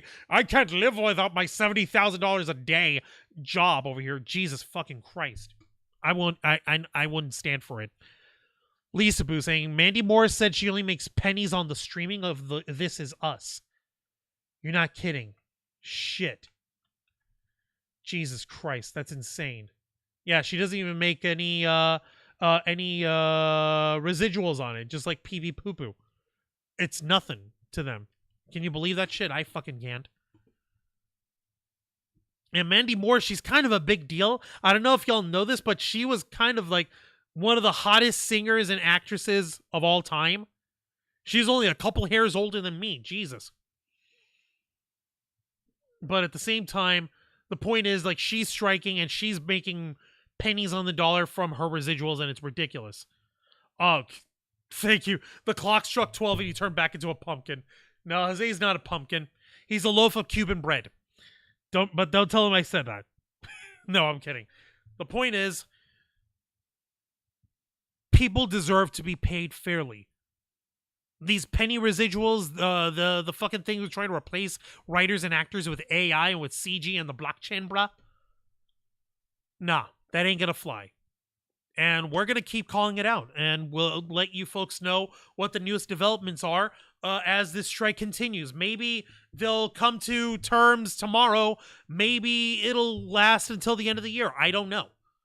But whatever turns out, you better believe that the Ravens flock will be reporting on it on this program, the uncensored, uncompromising interview and review podcast of the Ravens flock, The Black Files, hosted by yours truly, Juan Arouse, as we lead you into the darker side of nerd and pop culture. Request access as we go live every Wednesday night at 10 p.m. Eastern Time, simulcasting on YouTube and Kick. Hit the subscribe or the follow button. Ring the notification bell to stay up to date on all of our content. Become an inner flocker by hitting the join button. And until next time, continue to follow us on, where is that blasted thing? Here it is, Facebook.com/TheRavensFlock, Twitter.com/RavensFlock13, Instagram.com/TheRavensFlockOnline, Kick.com/TheRavensFlock, and of course, remember to hit the subscribe button, folks, and ring that tiny little notification bell right here on our flagship platform, YouTube.com/TheRavensFlock, humble home of The Black Files, Los Amigos Play, Wrestle, Rewind, and The Ravens Flock. For Jose Caspona and Angel Mendez, I am Juan Rouse. This has been The Black Files, and we